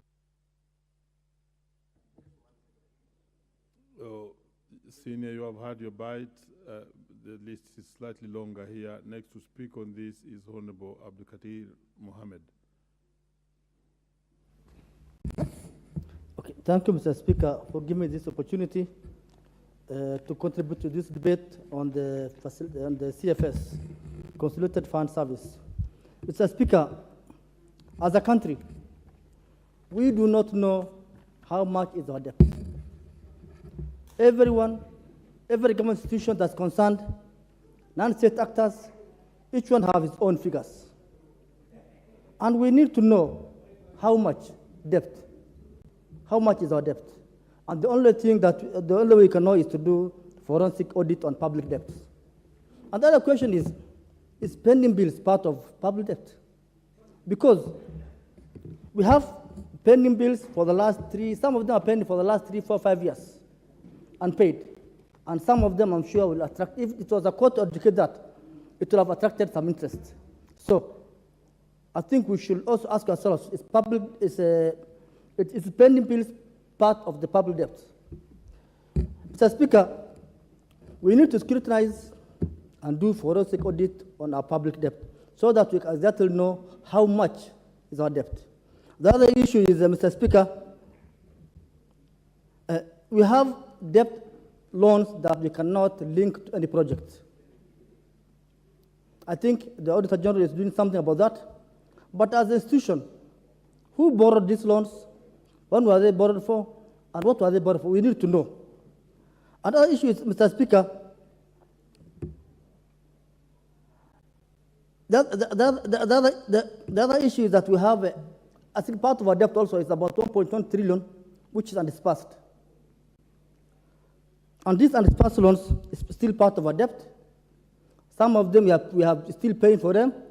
Some of them we have paid, I think, what they call some fees. I think it is called certain fees, your commitment fees. About, I think, 600-something million commitment fees. And they're still somewhere. You have not been given to us. We are not using it. It's also a part of our public debt. So I think the Minister of Finance should tell us where this money is and and why is it not dispersed? Once it is committed, it's our money. 1.1 trillion is a lot of money. That have solved a lot of problems for us. Also, Mr. Speaker, the only way we can go out of this quagmire, economic quagmire, is to raise more, I think is to have more revenue. And the only way we can raise revenue, I think, is to tax Kenyans, which is very painful. The options are you either take loans or you raise revenue through taxes. But if we may ask ourselves, which one is better? I think the loans are worse. Because the loans you pay with interest. Right now, 75% of the interest we are paying for our loans is domestic loans. And these domestic loans is, I think those are the easiest money that government can get. Whenever they want to raise something, they raise bonds. So I think what we should do as a government is that we should look into when we are borrowing, this just borrowing money for nothing, or okay, we have a problem with money, cash. But if we always go for loans or we go for debt, I think it is going to be a problem for us. So I think I will ask Kenyans, let us tighten our belt. The taxes already are there. We have raised the taxes, but I think within 3 years, this will also, the taxes that the taxes we are paying now will also somehow help us in the next few years. Thank you, Mr. Speaker. The Honorable Augustine Mwafrika. Thank you, Mr. Speaker. I need also to top up my voice on this motion. Mr. Speaker, borrowing has a remit, whether multilateral or bilateral. I'm saying this because, Mr. Speaker, our borrowing has hit the roof, the borrowing of this country. And that is why, Mr. Speaker, the Kenya Kwanza government came up with a finance bill so that somehow we can become self-reliant. That is a move which has been taken by the government to make sure that we apply some brakes in borrowing. We try to reduce borrowing by paying taxes. Mr. Speaker, we have a belief that any business which is not performing is supposed to be closed. An example has been given of the Kenya Airways, Mr. Speaker. 16 billion, and now 2023-2024, 17 billion is to be injected. We have never been given the accounts of how much Kenya Q makes, because it can't happen that Kenya Airways is operational and they make nothing. Let me remind this House about the uchumi. In the year 2003, during the former President Kibaki, God rest his soul in peace, government injected 600 million to Uchumi supermarket. Afterwards, the government injected more money to Uchumi, but still, the Uchumi continued to perform poorly, and they did not make it despite the support by the government. After a short while, Uchumi went under. After all that support by the government. So, Mr. Speaker, it has come a time when this country needs to be managed like business, where government is making losses. we try to make sure that that whole of making roses is stopped, because we cannot be making more roses than our revenues. As that report, a very well compiled report, shows that our expenditures are more than our revenues. If you put on top, if you add on top about the roses and also the corruption, then you find this, you force this country to go in the spree of borrowing. Time has come when we have to pay taxes so that we can stop borrowing. The finance bill, Mr. Speaker, was opposed by the minority. And I'm happy when I hear this report about how we can stop borrowing. 10 million is a big debt for this country. And this country is a developing country, Mr. Speaker. So I support the report, and I request the government to make sure that all areas which are operated by government, which are making losses, are supposed to be closed. Whether it is KQ, we cannot continue injecting more billions to make sure that, or to enable KQ to continue making losses. Mr. Speaker, I support. The Honorable Amos Mwago, MP Starehe.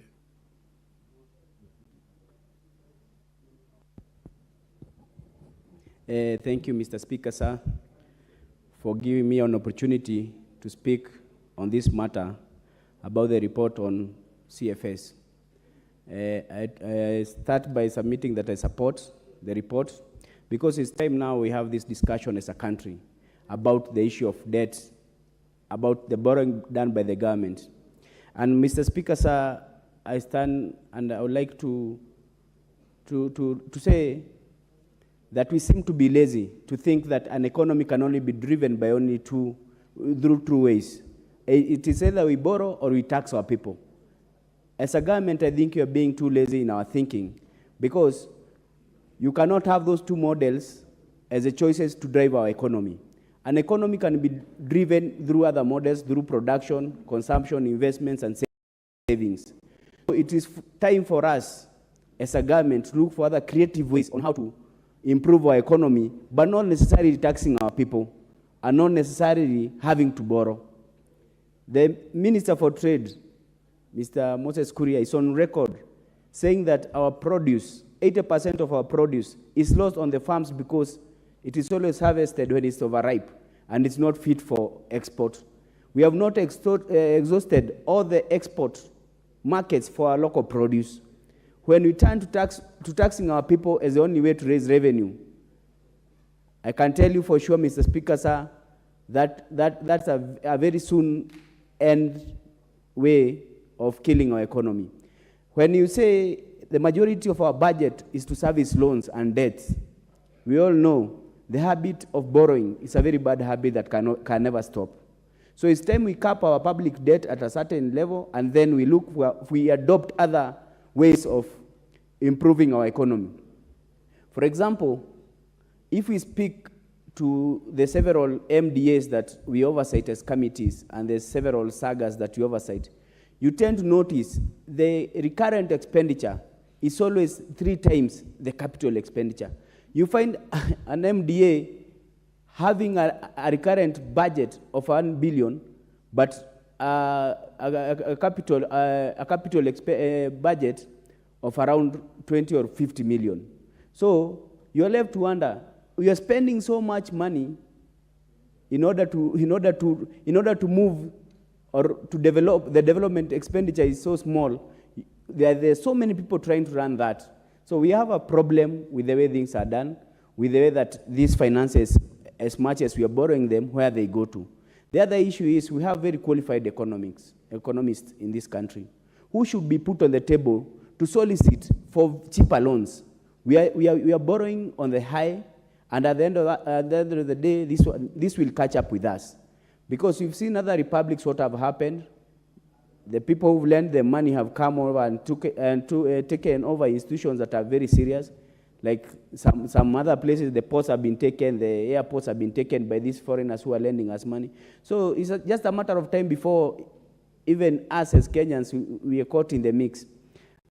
I would also like to speak to the issue of the expenditure of these loans. That's a very, very challenging part, and that's why we seem to lose it.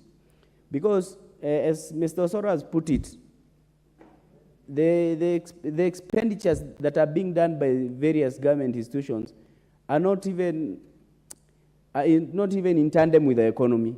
People are living beyond their means through government money, and this money we are borrowing it heavily. And then the government of the day has chosen to go to borrow in the domestic borrowing way. This is a very big challenge for us as a country, because with the passing of the finance bill, there are a lot of taxes that have been put on Kenyans. Then if you go to compete with Kenyans for accessibility of cheap loans in these banks will always go for the government because the government has a higher collateral. Business people will not be able to access those loans. Currently, they have increased their rates, and it's becoming very expensive to get loans. Where are we going to get this tax from if we kill the businesses that are supposed to pay the taxes? It's a time as a country we have this discussion so that we can have a very clear way forward on how we are going to tackle the issue of public debt. Thank you, Mr. Speaker, sir. I submit. The Honorable John Waweru, you are back on the screen. Are you now ready? Proceed. Mr. Speaker, I thank you for this opportunity. And I was taking time to internalize this very important report. And Mr. Speaker, I must start by commending this committee. I must commend the chairman too, Mr. Speaker. And we now as a House see the reason behind the wisdom of the 12th Parliament to institute the Public Debt and Privatization Committee. And I must say, for this first report, this committee is already doing a brilliant job. Mr. Speaker, public debt is a real issue in this country.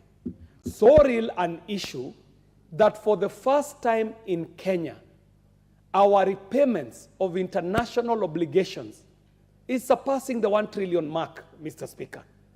And this 1 trillion mark, Mr. Speaker, is becoming an alarm bell that this country must wake up to. Because international obligations and debt are things that you have very little control over. You do not have control over the fluctuation of international currencies. You do not have control over the rules and stipulations that will be put by the lender. And hence the reason why this parliament must apply itself through the Committee of Public Debt and Privatization to be on top of matters on what this country is borrowing. Mr. Speaker, there's been a number of calamities that we have experienced in the past. One such calamity is this country going for extremely expensive debts, Mr. Speaker. And expensive debts are at times a sign of corruption because affordable debts are available at good interest rates, but because people want to make personal benefit out of what they're borrowing for the country, some choose to go for these extremely expensive debts that become an impossibility to pay, Mr. Speaker. Mr. Speaker, as I said, I would like to support this report in its entirety. One thing in this report that really excites me is the fact that this committee is recommending that we get quarterly reports on debt in this country, Mr. Speaker. Mr. Speaker, I spent, I think, 4 years, every finance bill and every budget cycle, trying to demand that this House gets the right debt register that we have currently as a country. Because, Mr. Speaker, when it came to the issue of raising the debt ceiling, even this House was at a loss to tell the country how much this country owes. Because this House has not been furnished with the reports on how this country is borrowing, how our registers looks, and what nature of debts we have taken in terms of which ones are international, which ones are local, which ones are foreign, which ones are domestic, which ones are concessional, which ones are conditional, and so forth, Mr. Speaker. So, Mr. Speaker, the fact that this committee is taking upon itself to require Treasury to report to this House is one of the reasons that I support this report. Mr. Speaker, there is a recommendation by this committee that in line with the House resolutions on the medium-term debt management strategy of 2023, financial year 2023-2024, the National Treasury should adhere to the approved 50-50 mix of domestic to external borrowing, and any deviation in the funding strategy should be approved by the National Assembly. Mr. Speaker, on that one count alone, this committee is starting to speak to the issues why this House demanded for us to have a debt and a debt committee. Mr. Speaker, a matter has been raised here on the issue of counties and the misappropriations of monies for the monies that we send there through the county appropriations bill. Mr. Speaker, this is a radical recommendation, but I do believe that this country cannot continue sending monies to counties in the form that we are sending them, with the executives in the counties having the responsibility to spend as they will. Mr. Speaker, my radical recommendation is that even the monies that go to counties must be transformed to be conditional debts, conditional grants. Mr. Speaker, the reason why CDF performs so well is because if you... Please give him 1 minute. Mr. Speaker, I thank you for your magnanimity. And the final point I wanted to make is that one of the reasons why CDF is such an effective fund on the ground is because, one, being a conditional grant, if money is allocated from the center to go and build a toilet in Kirigo Primary School, even the board, the committee in the constituency, even the school itself, even the user cannot change the use of that monies because it is a conditional grant assigned to a particular project, and that can never be changed. Mr. Speaker, if we made the monies we send to counties conditional grants, we would see counties registering development projects in a way that we have never seen before, just like CDF does. The second reason why CDF does so well is because the administrative costs on CDF are very little. Being a conditional grant that is administered from a national board, it means that there is only a small committee sitting at the constituency, very lean staff on the national board, and since we do not end up with a situation, what we are seeing in counties, where a county allocates 330 million to recurrent expenditure and 0 to development. Mr. Speaker, it means that we have 47 governments that are doing nothing else but paying salaries.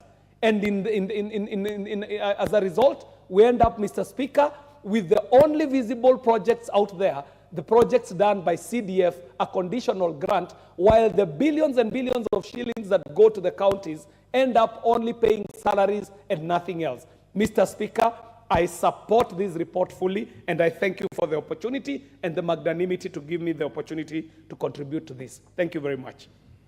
The Honorable Jessica Mbalo, very elegantly dressed. Proceed. Thank you, Honorable Speaker. Honorable Speaker, allow me to say that I want to congratulate the committee, that is a committee on public debt and privatization, and want to be on record that in the 12th Parliament, as the Honorable Kiari has said, we went ahead to ensure that this committee is in place, and we want to appreciate the work that has been done. Honorable Speaker, the mover of the report, Honorable Makali Mulu, is an economist. And being the chair and part of the committee, I can imagine the kind of work that is being done in the report. I've gone through the report, Honorable Speaker, and I can tell you the consolidated fund service expenditure, of course, under the financial year 2023-2024 budget estimate, which was laid on the table of the House on the Wednesday, 21st June 2023, has been well prepared. This is a report which I'm holding, Mr. Speaker, and coming from and presented by the Honorable Makali Mulu. I can tell the House and the country that is a report that has been well looked at, and a lot of, public participation, a lot of consolidation of information and education in terms of economy, saying that Makali being an economist, this is a report that we should all support. Again, Mr. Speaker, I want to say I support the reports. I must be on record supporting the reports, having looked at it, and especially the recommendations that the committee has come up with. Mr. Speaker, very important that in line with the House resolutions, the medium-term debt, as part of the recommendation of the committee, Strategy 2023, the committee has come up with a report and to say, I recommend that in financial year 2023-2024, the National Treasury, very important, should adhere to the approved 50-50 mix of domestic to external borrowing, and any deviation to the funding strategy should be approved by this House, and this is the National Assembly. This is a very powerful House, the National Assembly, and so this recommendation, I really welcome it, Mr. Speaker. I was with you, Mr. Speaker, in the 12th Parliament, and you know what this one means, Mr. Speaker.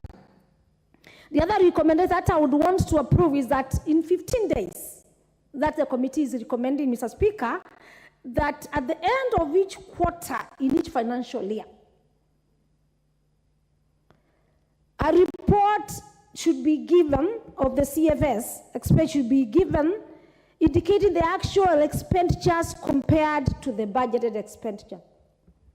Mr. Speaker, we were here last week and the other week talking about the finance bill, which I'm on record that I voted a no because of the amount of taxation we are putting to our people. It's really frustrating our people, my constituents. This is my third term in this parliament. And I can tell how to lead people, and they are being overtaxed. How difficult it is, Mr. Speaker. Yes, we must balance between borrowing and taxing. That's what we do admit. And I can tell you my first degree is in finance, my master's in strategic management, and my PhD, which I'm most completing. Let me not go there. But being in finance, Mr. Speaker,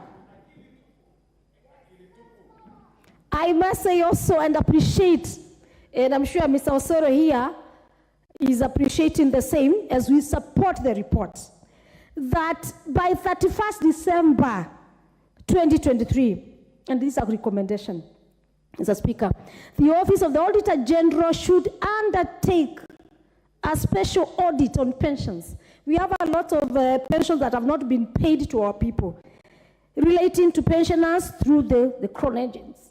That's a recommendation. And congratulations again to the committee for this. And now we are saying with the implementation committee in this House, this must be implemented, and we must see the fruits of this House. For the first time, I'm sure this side and the other side, and Osoro did support this bill. I mean, this.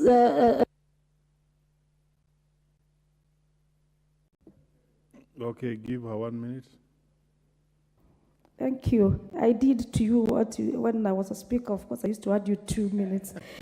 The other recommendation is that for any CFS expenditure adjustments, that the budget cycles going forward, the National Treasury, Mr. Speaker, should report the overdraft facility, as well as expenditure-related guaranteed debt, the separate and substance components to public servicing expenditures, and not under the salaries and allowances component of the CFS. Mr. Speaker, I think these recommendations, if implemented, our people, our pensioners, The people we are supposed to pay pension, the teachers, and every other person who should be a benefit of the pension will be able to benefit. So again, allow me to thank the committee, congratulate Honorable Makali Mulu with your committee for coming up with this report. I support. The Honorable Fatuma Mohammed. Thank you, Mr. Speaker. First, I must state for the purpose of record that I support this bill. Kenya has a tendency of having syndicate loans. They are not just normal loans, and this is a tendency for a very long time. At the moment now, we have a budget deficit of 720 billion. And the question is, where are we going to get this money?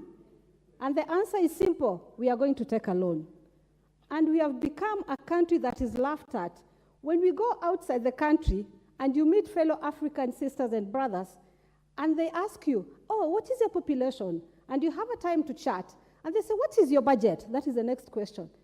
And then they ask you, oh, where are you going to get the money? If a white man is seated next to you, because I've experienced that, the white man said, they'll come and beg us to help them. And I felt ashamed, because Africa, and even Kenya as a country, we are a rich country. We have resources. We can get our money locally. But we have a tendency of borrowing, and not borrowing to help, but borrowing to put it in our pockets. If you look at the situation now, the president runs with I don't know how many cars. It will take you an hour for his motorcade to pass you. The next, the governor passes with his flag, another motorcade. And the tendency is bad for us. We are hungry. We are looking for food. The fuel has gone up, but they can manage to fuel these cars that they go around with. If you go to the white men country who happen to be richer than us, and they have nothing in their country, everything they have they get from Africa, including Kenya. They are getting copper from us. In my constituency, Nyatike constituency, Chinese, Indians are there taking copper back to their country. When you go there, the president will pass with one car and an extra car, if not a border, passing as his security. But you come to Kenya, the poor country, with overloaded debts, a governor, a president, passes with all those motorcades, and you wonder where they're going to. But I want to remind them, there's an equalizer. That equalizer is death. When you die, you will leave those cars. When you die, you will go to your God. And God will have one question for you. I gave you an opportunity to live in your country and lead your country. Proceed, I'm speaking out of reality, and don't be scared of death. Me as a Muslim, I'm not scared. Honorable Speaker, I just want to, I don't know, is it in order for Honorable Fatuma to impose threats and blackmail while passing a very important message, that the only equalizer is death? I mean, can't this House mitigate such challenges without really death? Must we die for us to save people from the public death? I mean... sorry if that touched your heart, but I want to remind you again that you are a candidate for death. All of us will die. And I'm reminding you, as a Muslim, I am not scared of death. I'm scared of the day of judgment. And that is why it's my responsibility as a Muslim sister. My book tells me that always remind your brother and sister when they are wrong. Because the day of judgment, I will be next to you and I will be asked, you as a member of parliament, you saw your president, you saw your governor, you saw your minister going around with all these cars and people were dying of hunger. What did you do? What answer will I have in front of my creator? The answer will be, I spoke and it is on record. And the devil will say, surely I am a witness. And the angels will say, our sister spoke and she spoke the truth. Dear Kenyans, let us tell our leaders this is too much on us. In 6 months, since this government was elected, they overseeded their debts by 17.4 billion. Then you hear in State House, tea is taken daily and they spend 2 million on tea. Oh God, hear this, on tea. Day of judgment is coming. We might not be able to judge you the right way, but God will judge you. I am reminding you again, Honorable Soro, and your government, that there's an equalizer, it is death. These cars will be left here, and you'll go to your God empty-handed. Please remind them. Thank you, Mr. Speaker. I support. Honorable Fatma, the cars are really scaring you. Thank you. Well spoken. Let's have Honorable Catherine Omanyo on the same. Thank you, Mr. Speaker, sir. I'm just topping up because most of our honorable members have actually given a lot. I was saying borrowing is not bad, but borrowing to do what? We have to borrow to promote economic growth. Because if we borrowed and said every county must have an industry, a running factory, and something that employs our youths so we can increase people who pay taxes without increasing taxes, then that way we will be promoting our economic growth by actually having something that we can use to repay the taxes. I am very sure Kenyans are not afraid to pay these taxes, but also the borrowing and then the corruption that is not sealed, those gaps that have allowed people to just chew over 2 billion a day and nothing happens to such people. It makes the country bleed more. And I was also saying that the report is good, but then how do we actually come in to see our spending reduced?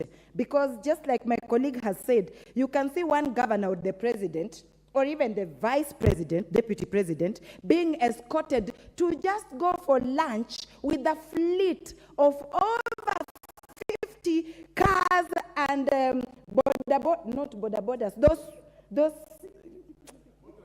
mapikipikis that escort them in style, making sure that they stop everybody fast. The person you are stopping was rushing maybe to sell sukuma wiki, to sell fruits, but the president is passing. So everything stops so that the president passes. Every minute, every hour a Kenyan has been wasted for was time for them to create or build the nation. I see MPs abroad who just sit in a train. Somebody tells you this is the MP. You're like, what? I was in Berlin the other day and they told me the former, this Angela Merkel, goes just across to the supermarket and buys her things, the chancellor buys her things, sits in a train to go to wherever she wants to go and comes back. So we need to actually cut down public spending.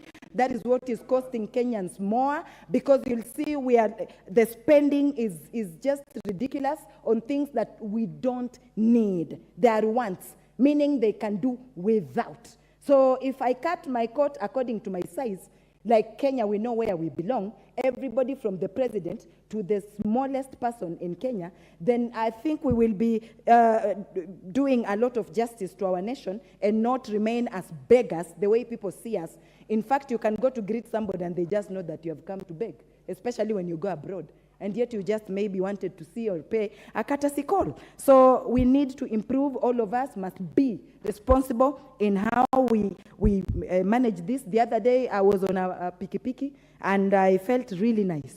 I was on a boda and I paid 200 shillings.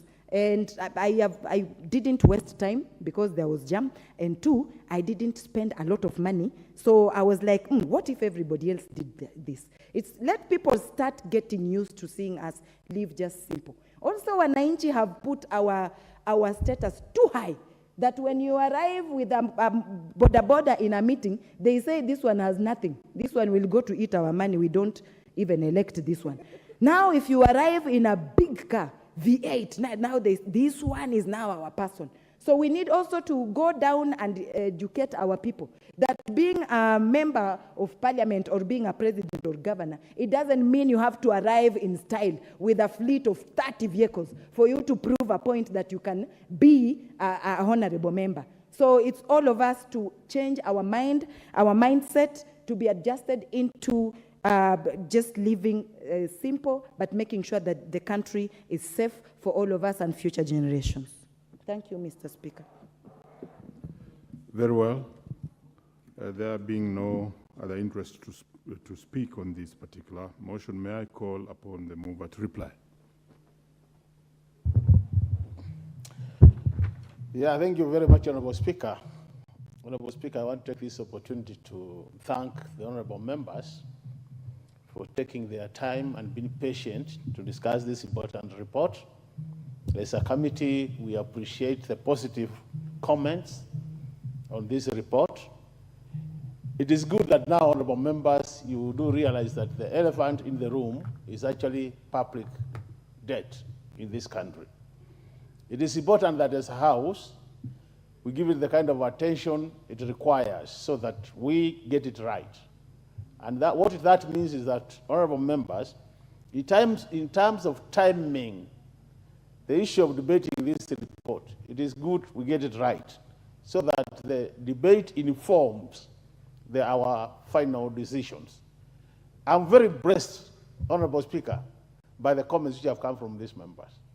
A number of things have been said, very important things. It is time we trim our expenditure or we cut our cloth as per our size. It is time we get a very clear and detailed debt register, as Honorable KK was saying, so that as we move to the future, Honorable Speaker, this country, we can say how much we borrowed and where the money has gone.